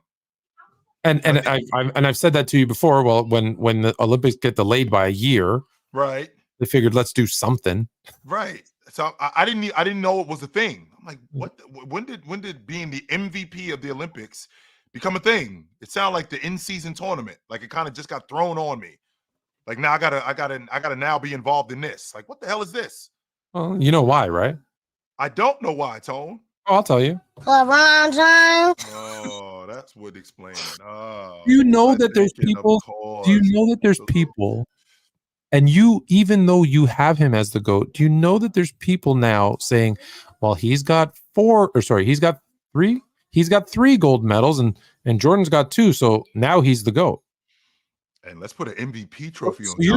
So you're telling me that's the deciding factor? Like you had Jordan, and now that he won his 3rd gold medal, that's what tipped the scale. That's what happened with Steph Curry and Magic over the course of the Olympics. So now I'm getting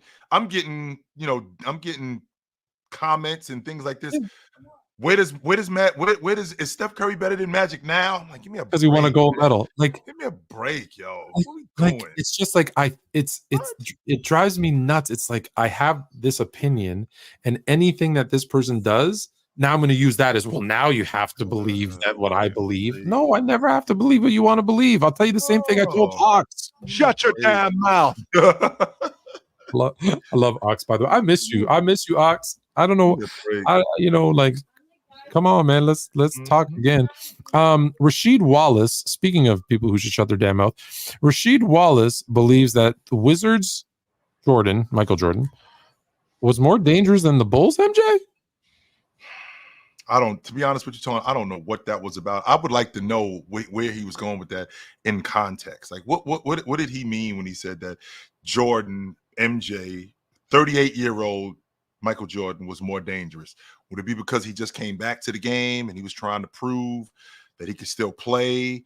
Was he on a bad team and trying to show everybody that I can still uplift a bad team and turn this into a good situation?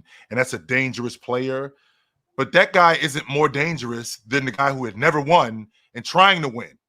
That's not more dangerous than the guy who won and wanted to keep that legacy going. That's not more dangerous than the guy who came back to the game with a completely different unit, and then won it again. That's not more dangerous than that guy, because I'm trying to protect my legacy. Don't get me wrong. There are some things that do fall in your favor. I won't argue that. But what I will argue is when a guy is trying to do something that he's never done before, that guy is not more. That guy is way more dangerous than the guy who already did it and trying to do something else. I have a simple answer. Cocaine's a hell of a drug. Ox says he was saying that he was stronger with a better jump shot. Not better, just more lethal. Still doesn't make sense, Ox. Yeah, there's nothing, he was more dangerous. Huh? No. Like, no. There's no case that you can make that. Now, if you want to say, and I don't agree with this, if you want to say the second three-peat Jordan was more dangerous because although he lacked the athleticism he had in the first three-peat, he was a much better shooter. The fadeaway jumper that he perfected that just couldn't be stopped, like those types of things. Okay, you can make that. I disagree, but you can make that argument. But the Wizards Jordan, no, I don't like I said, I don't. No way. I don't know. That's suspicious. Very weird. That's weird. Very much so, Cardi. Yeah, very much so. We have a super chat from Lemac. I wanted to say Lemac because I think that would have sounded more, I don't know, Fluent. It's more fluent. Bonjour, comment ça va? A little French, but it's not. It's Lemac. Too fluent. Okay. Too fluent about getting upset with people not understanding common sense. After all, it's not easy banging your heart against some mad buggers. Tone, common sense ain't that common. Let's make sure we clear on that. Common sense is not that common. No, it is not. Make sure you send me that $10. It's Canadian. It's not worth anything to you. It's not. I can't do that with it. It's like $6. Anything with that. You want to hear something funny? Yeah, I'm not upset. I'm not getting upset. I just like if someone lays out a bunch of facts to you, like I showed him the clip of David Stern announcing that Seattle, like with his 5th pick, Seattle selects Scott Pippen out of Central Arkansas. I showed him the NBA.com where it shows Pippen was drafted by them, and he still wasn't drafted there. No. He refuses. He's like, he left on draft day, therefore they got him in the draft. I'm like, no, they got him on draft day, but they didn't get him in the draft. I just, I don't. I don't know what to say. Like I said, Tony, there's some people who, no matter what you put in front of them, they'll always come up with something to refute that because they just want to argue. It's clear. You heard David Stern say that he was drafted. What it is? Is that what it is? They want to be. They need someone to talk to. Yes, 100% they do. Because how many times have you put facts in front of people? Like the one guy that you were talking to, the one guy that I catch you going back and forth with Dominic, something like that. And Dominic. That and you can't explain it any clearer, Tone, to him when you explain it. And I'm thinking to myself, Tone, why are you even still dealing with this dude? Like, because it's in the reason if we go back to the beginning, right? And I know it's evolved and changed over the years, but Sports Fluent was meant to be, and I might actually go back to this where I start back in I keep saying I'm going to do it and I don't go back to 1947 and just recap every single year and talk about the rule changes and all this kind of stuff. Because someone asked me about the history of hand checking. And so I did a I think it's like 5 minutes long, which is probably why nobody, you don't get a lot of views when it's that long, but there's a lot to talk about. So I give them kind of the whole history of hand checking and how it's used and how the rules have changed. I don't know if you know, the first rule ever for hand checking was in 1976-77. So really there's 30 years where, and then they kind of went, hey, you can't stop someone from moving forward. Like that was the hand checking rule. Right. And then there isn't another hand checking rule update until 1994. Almost 20 years later. So I enjoy that part of it. So I kind of do it. Oh, hello. Hi. How are you? Are you going to bed? Yeah. Okay, say what's up, Stockton Chill. Hello, dear. Well, chill. What up with you? Show them what you made for me? I didn't. Sure. What is that? It's a horse. Oh, yeah. How'd you make that? She went to this. What's it called? I don't know. You don't know what it's called. She went somewhere and painted it. Okay, go to Good sleep. Good night, dear. Yeah. So Dominic is just like, it's the trade thing, and I'm like, I'm not saying Cleveland didn't want LeBron James and trading him. I'm just telling you officially, because you said he's never been traded. Just to be correct, he has been traded. Cleveland traded him and he's like, well, it's a sign and trade. I'm like, yeah, just listen to the second part of. He still was traded though. He was traded. He did do them a favor, but he was traded. 100%. He could have just walked out the front door. Everybody, love you.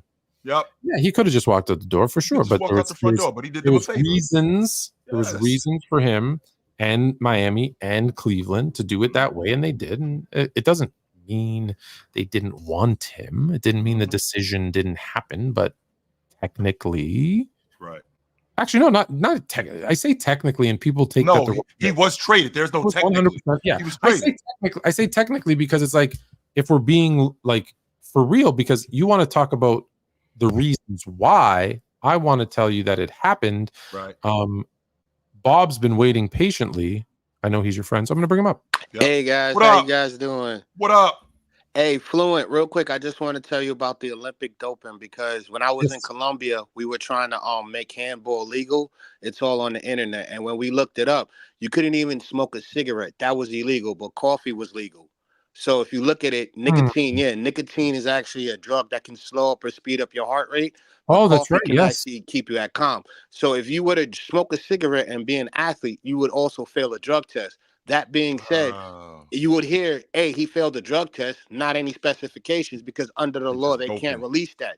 So all you would know is that they failed the drug test. So all these other people talking about the drug test, that's just other people that were there saying stuff. That's why in Olympic sports, they can't do it.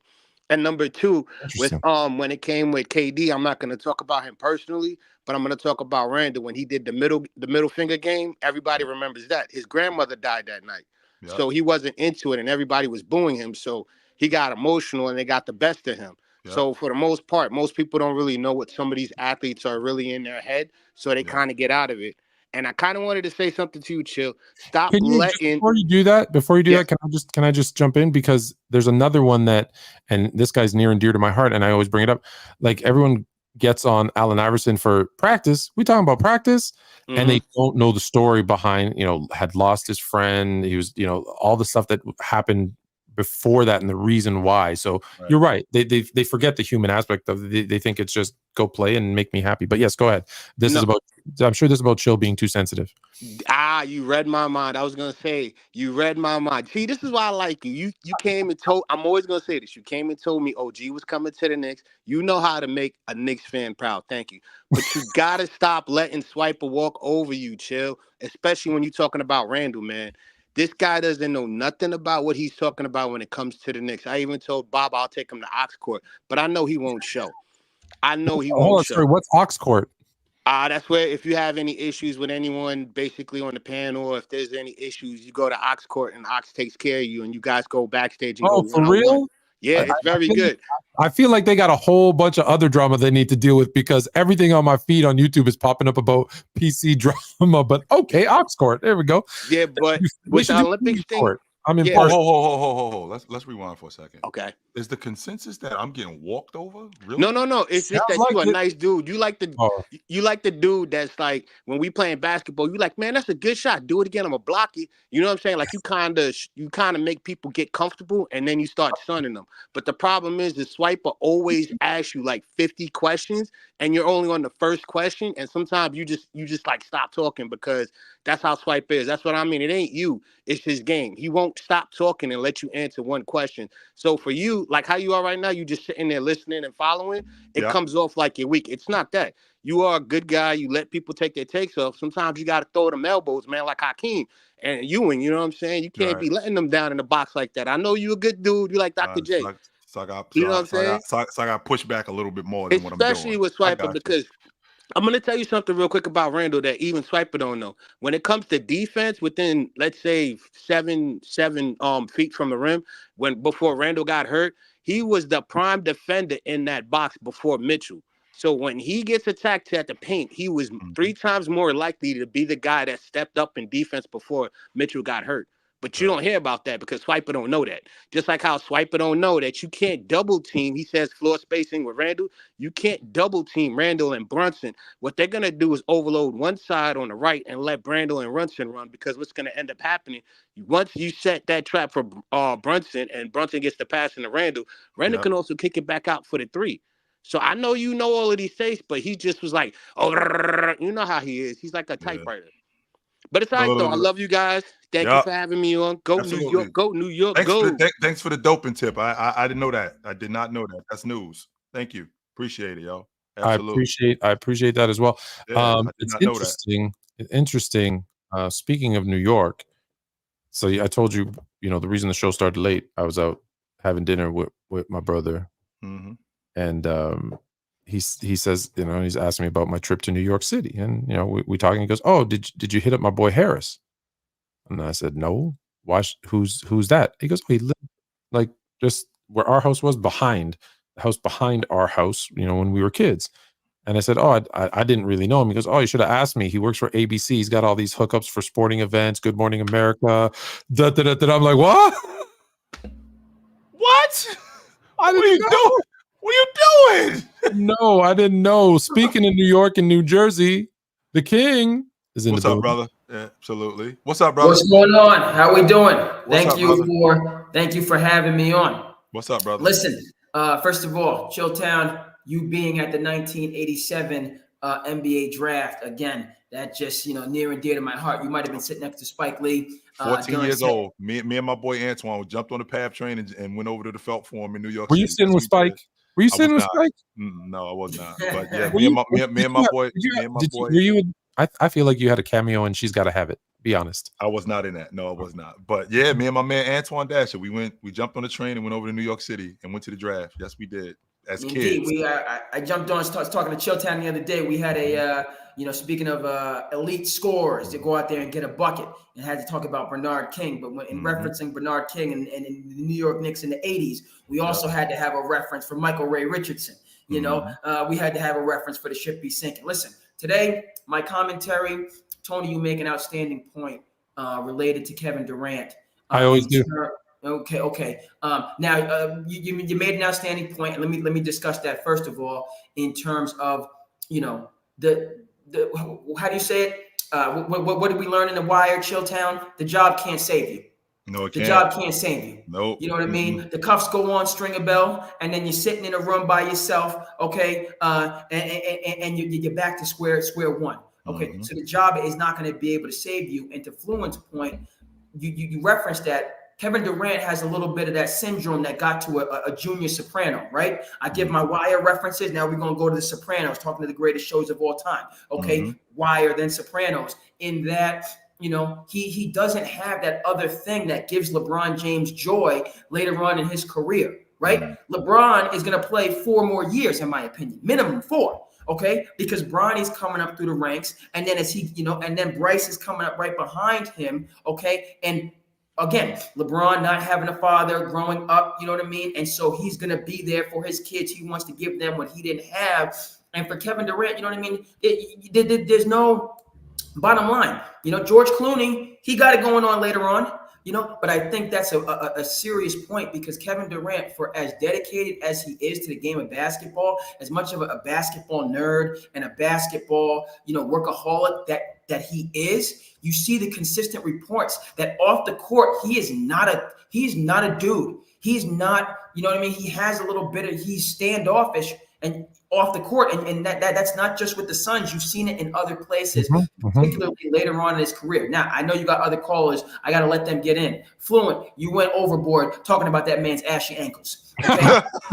you went overboard talking about Tone's a troll, though, Andre. You know who Tone is. He's a troll. Tone is 100% a troll. He went overboard showing us those damn. Yes, Tone is a troll, though. You know who Tone is. The compression, the compression pants didn't get all the way down to the socks. Okay, so we saw that the man not putting the Nivea lotion on it, you know what I mean? But you didn't need to put that out there to the people, Tone. You made a great point. Kevin Durant, it's never too late. Find a life partner, get on a good path. It's gonna help everything else that you're doing. Okay, and do the, you know what I mean? We're not gonna talk about the lotion but get your elbows too. Get it right. Find your Savannah. Find your Savannah. But before you go, Andre, 1990-91, St. Anthony's High School, best. Oh yeah, that's all day. We had the best team in the country. I'm I'm dying on that hill. I'm dying. But before you boot me out now, Chilltown, was Kevin Boyle at St. Patrick's when you were there, or did he come to St. Patrick's later? He was later. He was later. He wasn't there. Okay, because Kevin Boyle and Hurley went toe-to-toe a number of years. That was the national championship game in the Catholic League Championship, 1 and 2. And then Kevin Boyle, of course, took his talents to Montvert. People know Kevin Boyle at Montvert and Joel Embiid and Cade Cunningham. Right. But that was later. That was later after battling Coach Hurley for all those years. Thanks for having me on, guys. Later. Be easy, brother. Sports PSP, long time no see, brother. With the super chat. Thoughts on what Tua said about Brian Flores? Have you seen? I didn't. What did he say about him? Criticizing Brian Flores, hated playing for him, hated how he coached him. Really? Wow. They won 9 straight. Yeah, they were on their way to doing something special.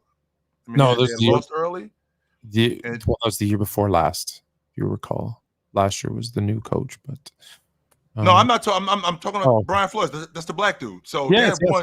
And there was a stretch where they had won like 8 or 9 straight games with Brian Flores on the crew, and they had started like they lost their first. He never believed in Tua.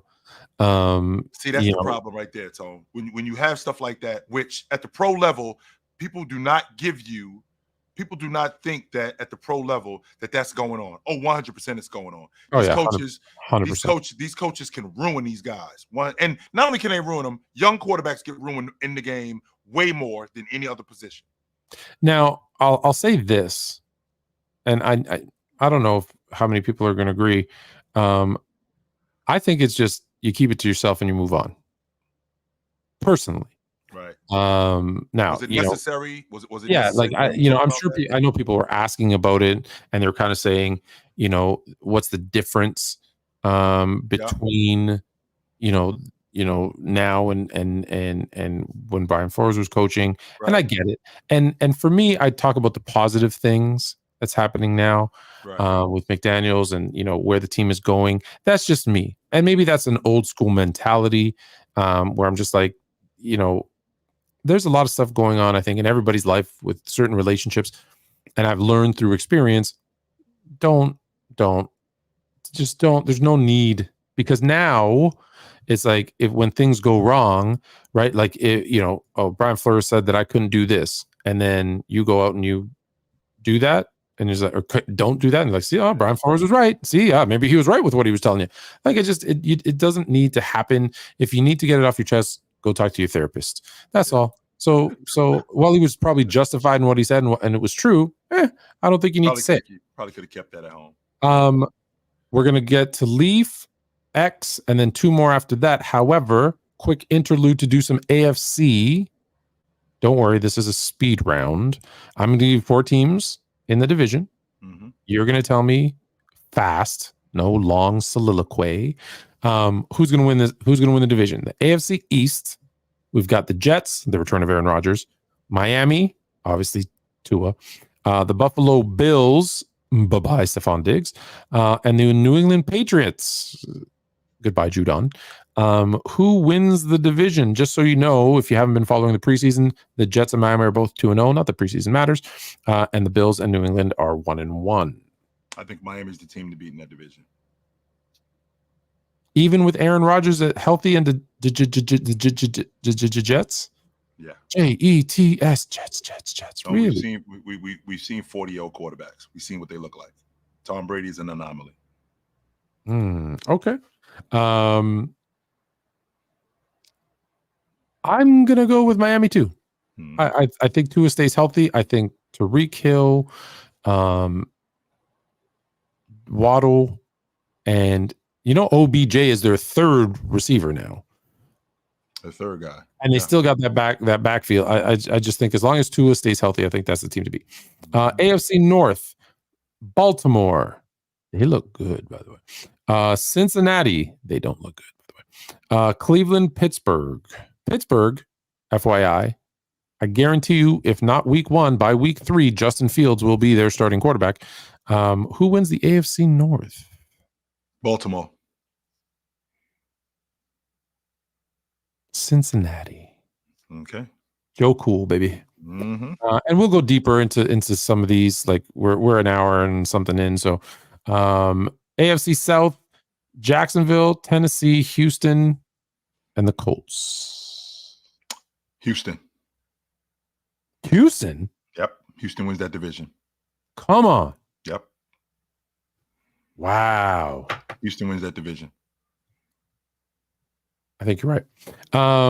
And I'm starting to think Baltimore maybe too, because I completely forgot about Derrick Henry. Mm-hmm. I think he's going to have a year. Yes, I think Derrick Henry is going to have a year. Pick him up in fantasy if you haven't already. The AFC West, Denver, Kansas City. Easy. Stop right there, Tom. Kansas City's winning that division. Enough. What? I thought you loved the Chargers. Kansas City's winning that division. Enough. And I'm a Jim Harbaugh. I got a soft spot for Jim because he used to coach the 49ers. Kansas City's winning that division. Leaf, save us. What up? Chargers is winning that division. They gotta have a Harbaugh bowl. Buffalo's winning their division. Yeah, they gotta have a Harbaugh. They gotta have a Harbaugh versus Harbaugh playoff game. They leaked the next 5 Super Bowls. You ain't see it? Why do they have to have a Harbaugh playoff game? Did we already see that in the bowl game? Yeah, we did, and we're gonna see it. So why do we have see it again in the playoffs? So why do we have to see it again? I want to be. Hold on. Would that have been called the Hard Bowl? Hey yo! Boo! Tomato, garbage, trash. Throw yourself out. Throw yourself out. Throw yourself out. Trash. You just messed up my whole train of thought. Throw yourself out. Nah, the reason why they have to have it, because the NFL does exactly what the NBA does. They produce storylines. That's why. So the fact that Harbaugh back in the league, that does help. There you go. Yeah, Harbaugh. There you go. So to get to the AFC East, that division belongs to Buffalo. New England can't cheat anymore. The Jets are sorry after Thanksgiving, and Miami. The Jets are absolutely sorry after Thanksgiving. Sorry to my father. He's been a Jets fan all his life. He ain't gonna see them win. Yeah. He 60 years over 60 years on this earth. He ain't seen them win since the simple Super Bowl 3 when he was a kid. In Miami, they don't play a physical brand of football. Tua is tuna fish. We all know that. And Brian, everything that he said about Brian Flores, I ain't really on, but that's tit for tat, man. The Chicago Bears ain't gonna do shit neither for it. So just to let you know. So that being said, bye, Leaf. Take it easy, Leaf. We'll catch you later. I think I kicked myself out. I can't kick you out. We're talking smack about the Bears. Good to talk to you, Leaf. We'll catch you next time. The Bears are going to be 17-0 and win the Super Bowl. If I could kick you out, I'd kick you out for that right there. That's garbage right there. No, okay, I'll bring Leaf back in now. Mm-hmm. I had to throw that in there because the thing is like he subjected himself to watching 2 all-time great quarterbacks for my team, and now you're about to subject yourself to a 3rd all-time quarterback on my team. As much as I am a Laker, just so y'all know for the people, and trust me, this pains me to say because it hurts every single year. As much as I'm a Lakers stan, 100 times more a Bears fan. Lakers and Bears, how does that mix? Okay, so I'll tell you. It's actually an easy story. So growing up in Toronto, we didn't have a professional basketball team or a football team. No, the Toronto Argonauts don't count. No, hold on. So when I was young, 1979-ish, you had to pick a team. And the only teams that we were on regular television without like going and finding them like through like we had satellite, so you could find local games from everywhere in the thing. But typically it was Celtics, Sixers, and Lakers. And my cousins one was a Laker fan, one was a Celtic fan, and they're like, you got to pick one. And I'm like, I don't like green. Oh wow! So straight up. So I said, I'm gonna be a Laker. So I love Green. So the next. Well, I was a kid. I didn't know any better. Now it's different. The next year, right? So then we draft Magic. We go to the finals. We win the finals. I'm like, perfect, right? So that becomes my team, and I'm hardwired. The Bears, on the other hand, it is Mike Dick. I want to say it was 83, my first football game I ever saw, and it's Mike Dicka's rookie year coaching. And so you see Mike Dicka with the slick back hair, the sunglasses, he's chomping on his gum, walking up and down the sidelines. Walter Payton rushes for 163 yards. The Bears kick a field goal, beat the Lions in overtime. I'm like, your boys. That's my team. Your boys. 2 years. Listen, you see Walter Payton run, you're like, damn. Then a couple years later, they win the Super Bowl shuffle, the whole right, that defense.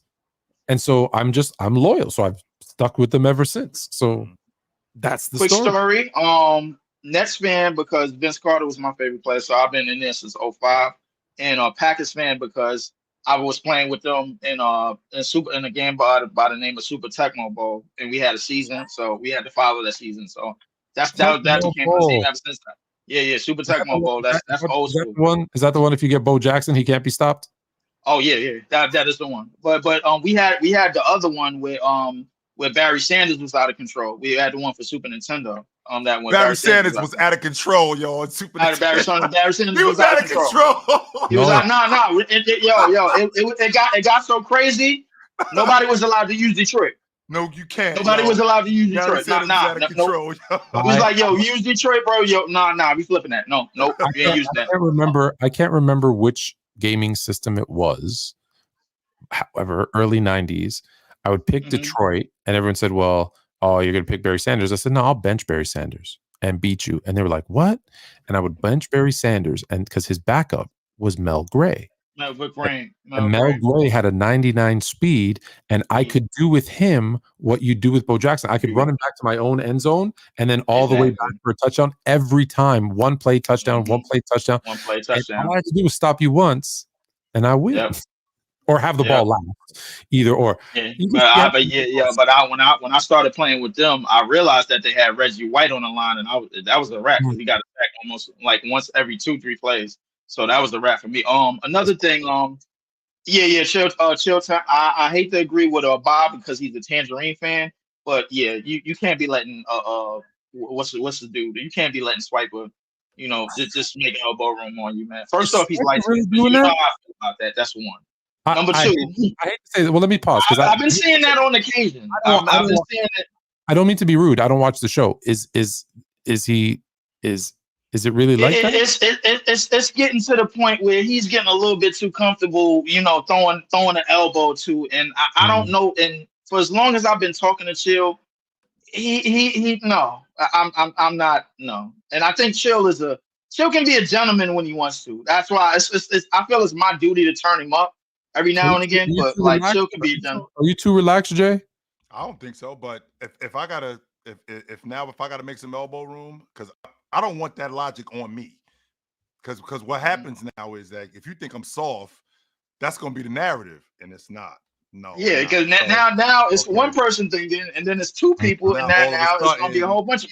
And with all due respect, I have never equated the S word, SOF capital T to your name, and you ain't showing me that, man. So I don't need you showing it just because he likes skinned. So move his monkey ass out the way, stiff arm him a couple of times, bro. Like just slam him down. Excuse my language. We'll get to the bottom of that.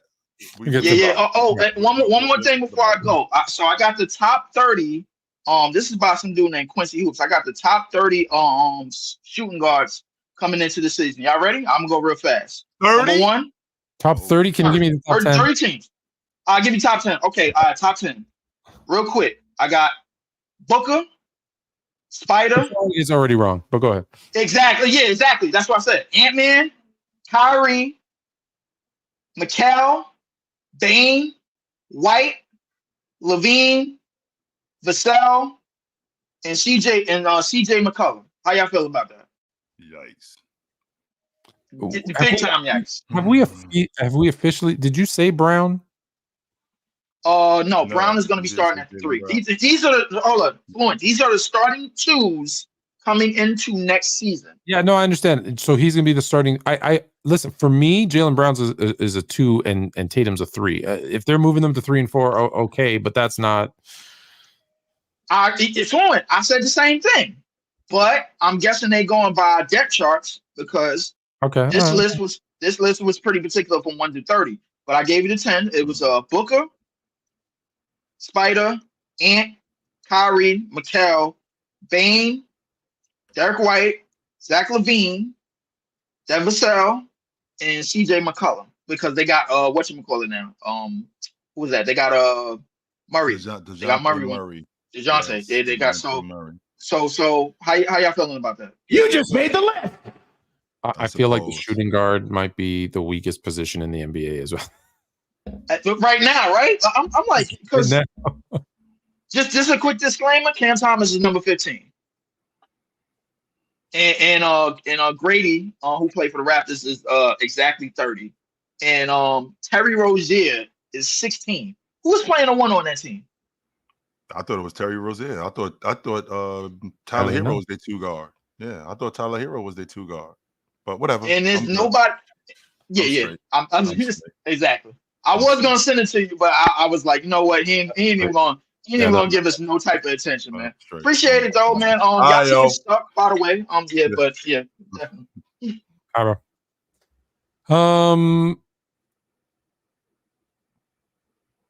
NFC West. Yep. The Rams, the Seahawks, the Cardinals. I'm not saying the other team because I know you're going to pick them. Yes, you are. Yes, you are. Yes, you are. Yes, you are. There's 4 teams in the 49ers. There you go. San Francisco is winning the NFC West. I'm not going to argue. I think not only is San Francisco going to win the NFC West, I think San Francisco is going to have the best record in the NFL, and I think you're going to see a lot more passing out of Brock Purdy. And I think it's because they got to give CMC they can't rely on him so much. They got it. Like they're going to need him later on in the playoffs, whatever. And I don't think they can go crazy with him. In the dirty, that's the South. New Orleans, Tampa Bay, Atlanta, Carolina. Tone, get on the butterbean train, Tone. Get on it. Get on it, Tone. Get on the butterbean train, Tone. Yes. Tampa's winning that division. No, it's me solo now. This is going to be Atlanta's going to win this division. I'll bring it back. Get on the butterbean train, Listen, Linda. Listen. You can't handle the truth. Don't can't handle it. Hold on, listen. Last year, Butter had a QB coach that made him look fantastic. That same QB coach the year before made, I forget who, look fantastic. And now he's gone. So you're going to see the return of Butter. And Atlanta, just that defense, the running game. I think they're going to shock a lot of people this year. In the East, now let's do the North. In the North, we got Detroit, Green Bay, Minnesota, the Bears. The Bears. I'm taking Green Bay. I love Jordan Love. I think he's going to be an All-Pro at some point. You shouldn't have been talking shit. And I'm sorry, Tone. I first of all, you got who you needed to get out the division. He's gone already, Tone. Sorry, he's already gone. But they got a new guy in there who's going to be damn good. Our guy is better. And for the first time ever in the history of the Chicago Bears.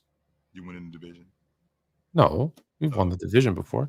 For the first time in the history of the Chicago Bears, they put a rookie quarterback and gave him some damn weapons. How about that?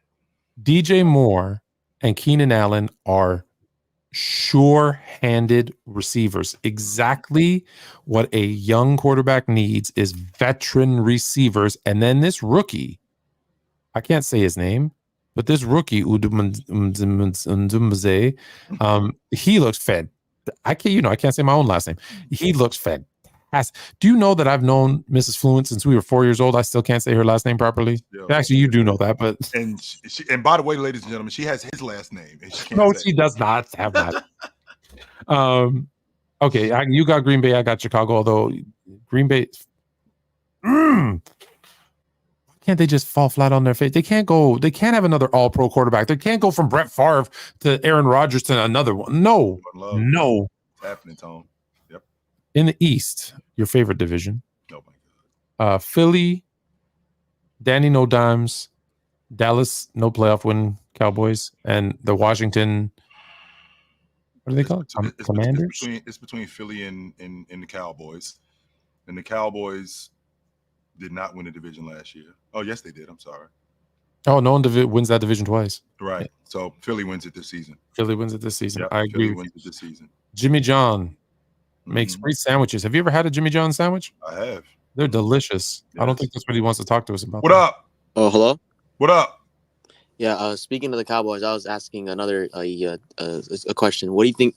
What do you think is most likely going to happen in the next 10 years? Do you see the Lakers going back to the finals or the Cowboys going to the Super Bowl? In the next 10 years? Yes. What's most likely? I think it's more likely that the Lakers are in the NBA Finals than the Cowboys, because from what I've seen over the last 10 years, there's no sign that they're going to be in the NBA championship. I mean, in the Super Bowl in the next 10 years. No, I haven't seen that. I don't even know why I say in the next 10 years. The Lakers are making the championship this year. Yes. That's where I'm at with it. Yep. Yep. Thank you. All right, brother. Good to talk to you. That was quick. Yep. LeBron James. If you want me to call you the GOAT, LeBron, bring a chip to the Lakers this year, and I will.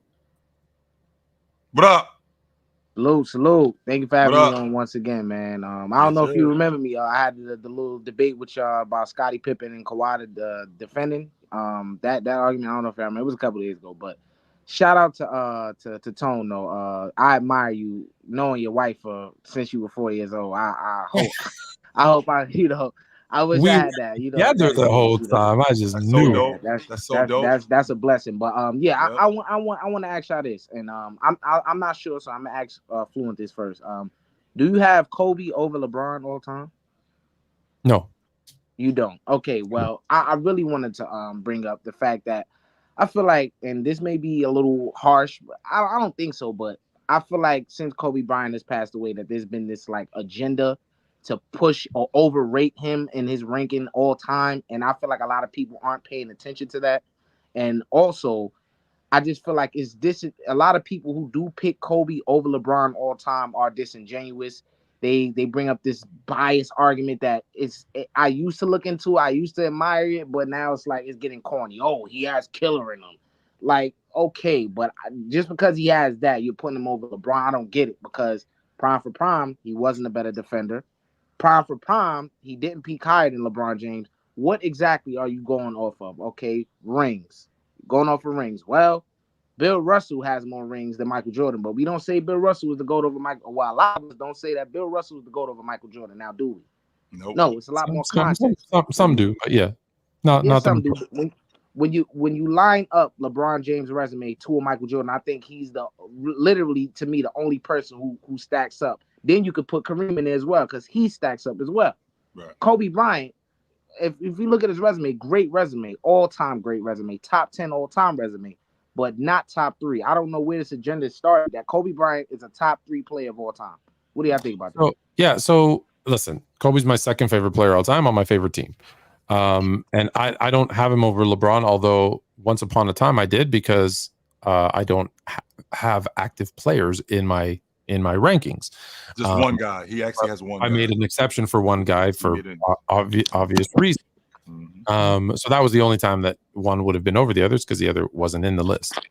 So let me just go through all the things you said. One, since his death, people have been rating him. I don't think that's the case. I think it's more since he died, people have been going back and looking and watching and doing more kind of appreciation, right? Like I feel like a lot of players, and I get accused of this, but it's not true. Of like when people are in the moment, like we're watching how great LeBron James is, and we don't appreciate how great he is because we're watching it in the moment. I think the same thing with Jordan. We didn't fully appreciate what we were watching in the moment.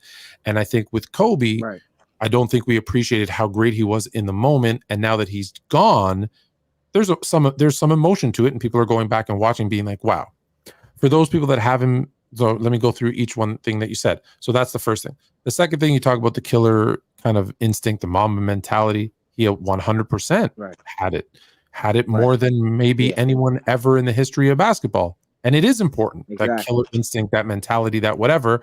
What people who use that, however, and this is coming from a Kobe guy, what people forget to mention is, I think he passed that in the Olympics to LeBron, and LeBron had it too. Not as much before, but after that Olympics, he sure as hell did. After 2011, when he realized, if I'm not the man, we ain't winning.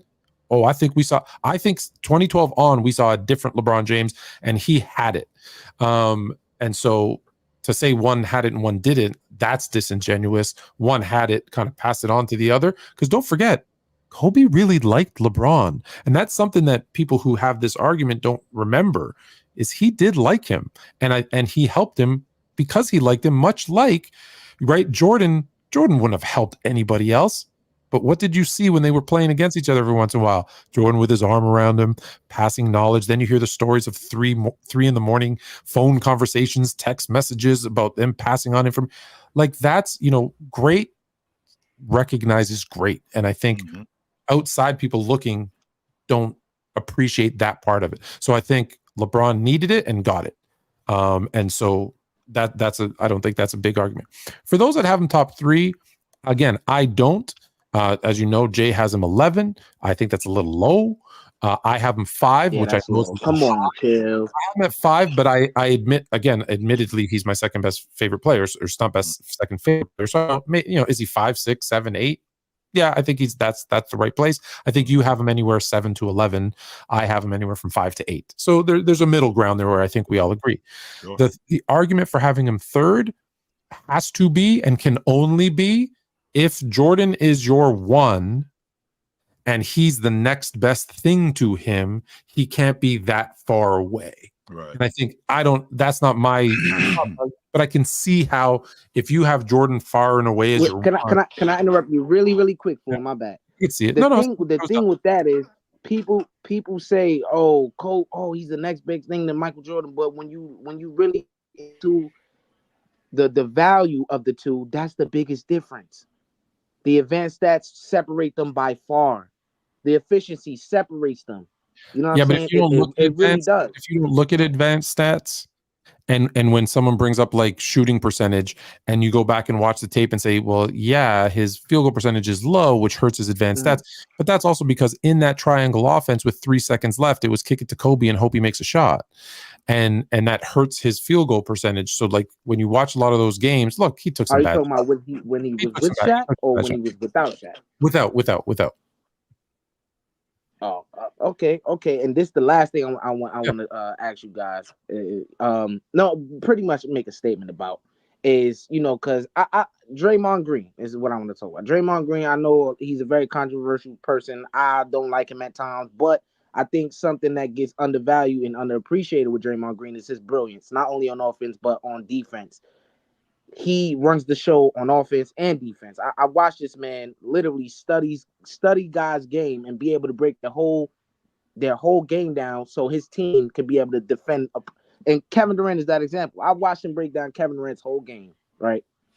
And tell his guys, KD shoots at a 54% clip right here. Stay right here with the man is brilliant. I think he'll be a great coach in the NBA, and people act like he wasn't needed with Golden State with Steph and Clay. They act like, he just got carried. He wasn't needed. You could put anybody in Draymond's spot. That's factually incorrect, bro.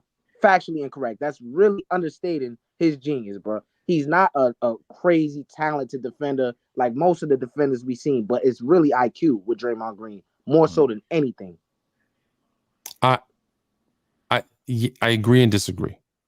So you can't be a second round pick, not be overly athletic, and be as good on the offensive and defensive end as he has been without having an immense, crazy IQ. So I agree with the IQ part. The only and that they needed him. They absolutely needed him to play that role that he played, or they don't win. I agree with that.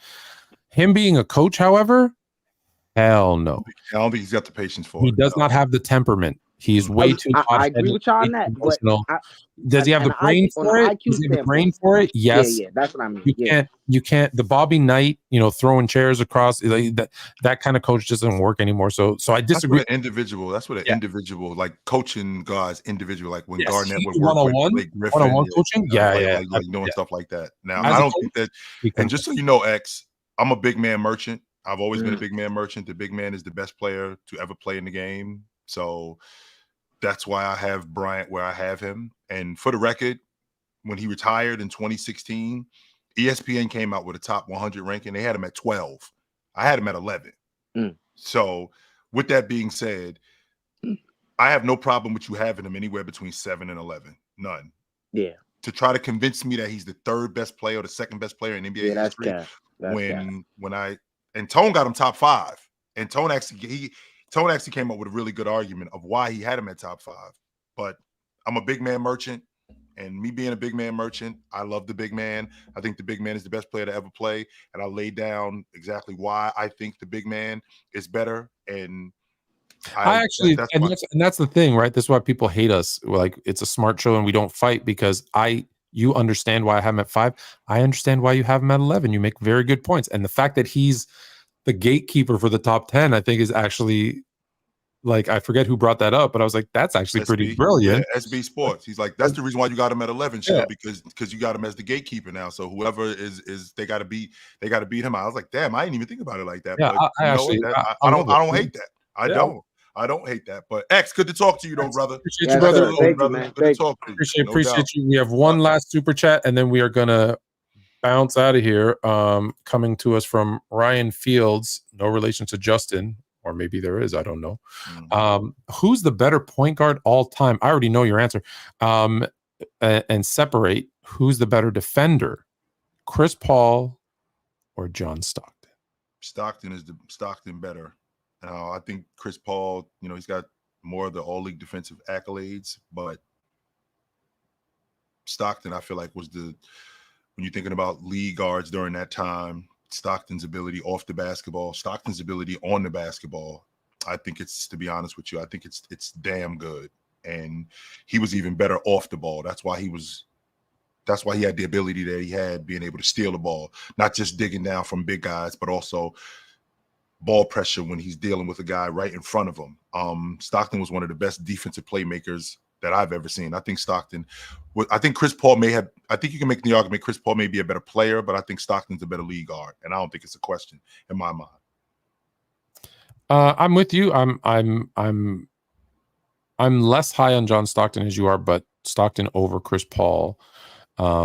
It's interesting that this question came up. It wasn't a setup. I wish I would have kept it now that this has come up, but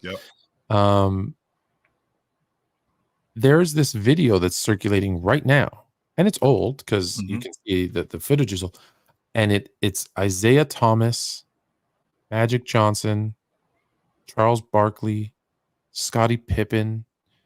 There's a couple of coaches. There's some other players in there too, talking about what a fierce, like, competitor, player, defender John Stockton, like, talking about you don't think he's a good jump shooter because he didn't shoot a lot. Nah, he can knock down shots when he had to. Right. But no one understood how to run an offense. Like, they were asking, who would you want? David Robinson. Like, there's a ton of guys in this. Patrick Ewing. They're like, who would you want running your offense? You have to pick one player to run your offense, and each and every one of them was like Stockton. Yes. And now a lot of them are big men saying, I want Stockton because they know they get the ball. They know that. Absolutely. Right.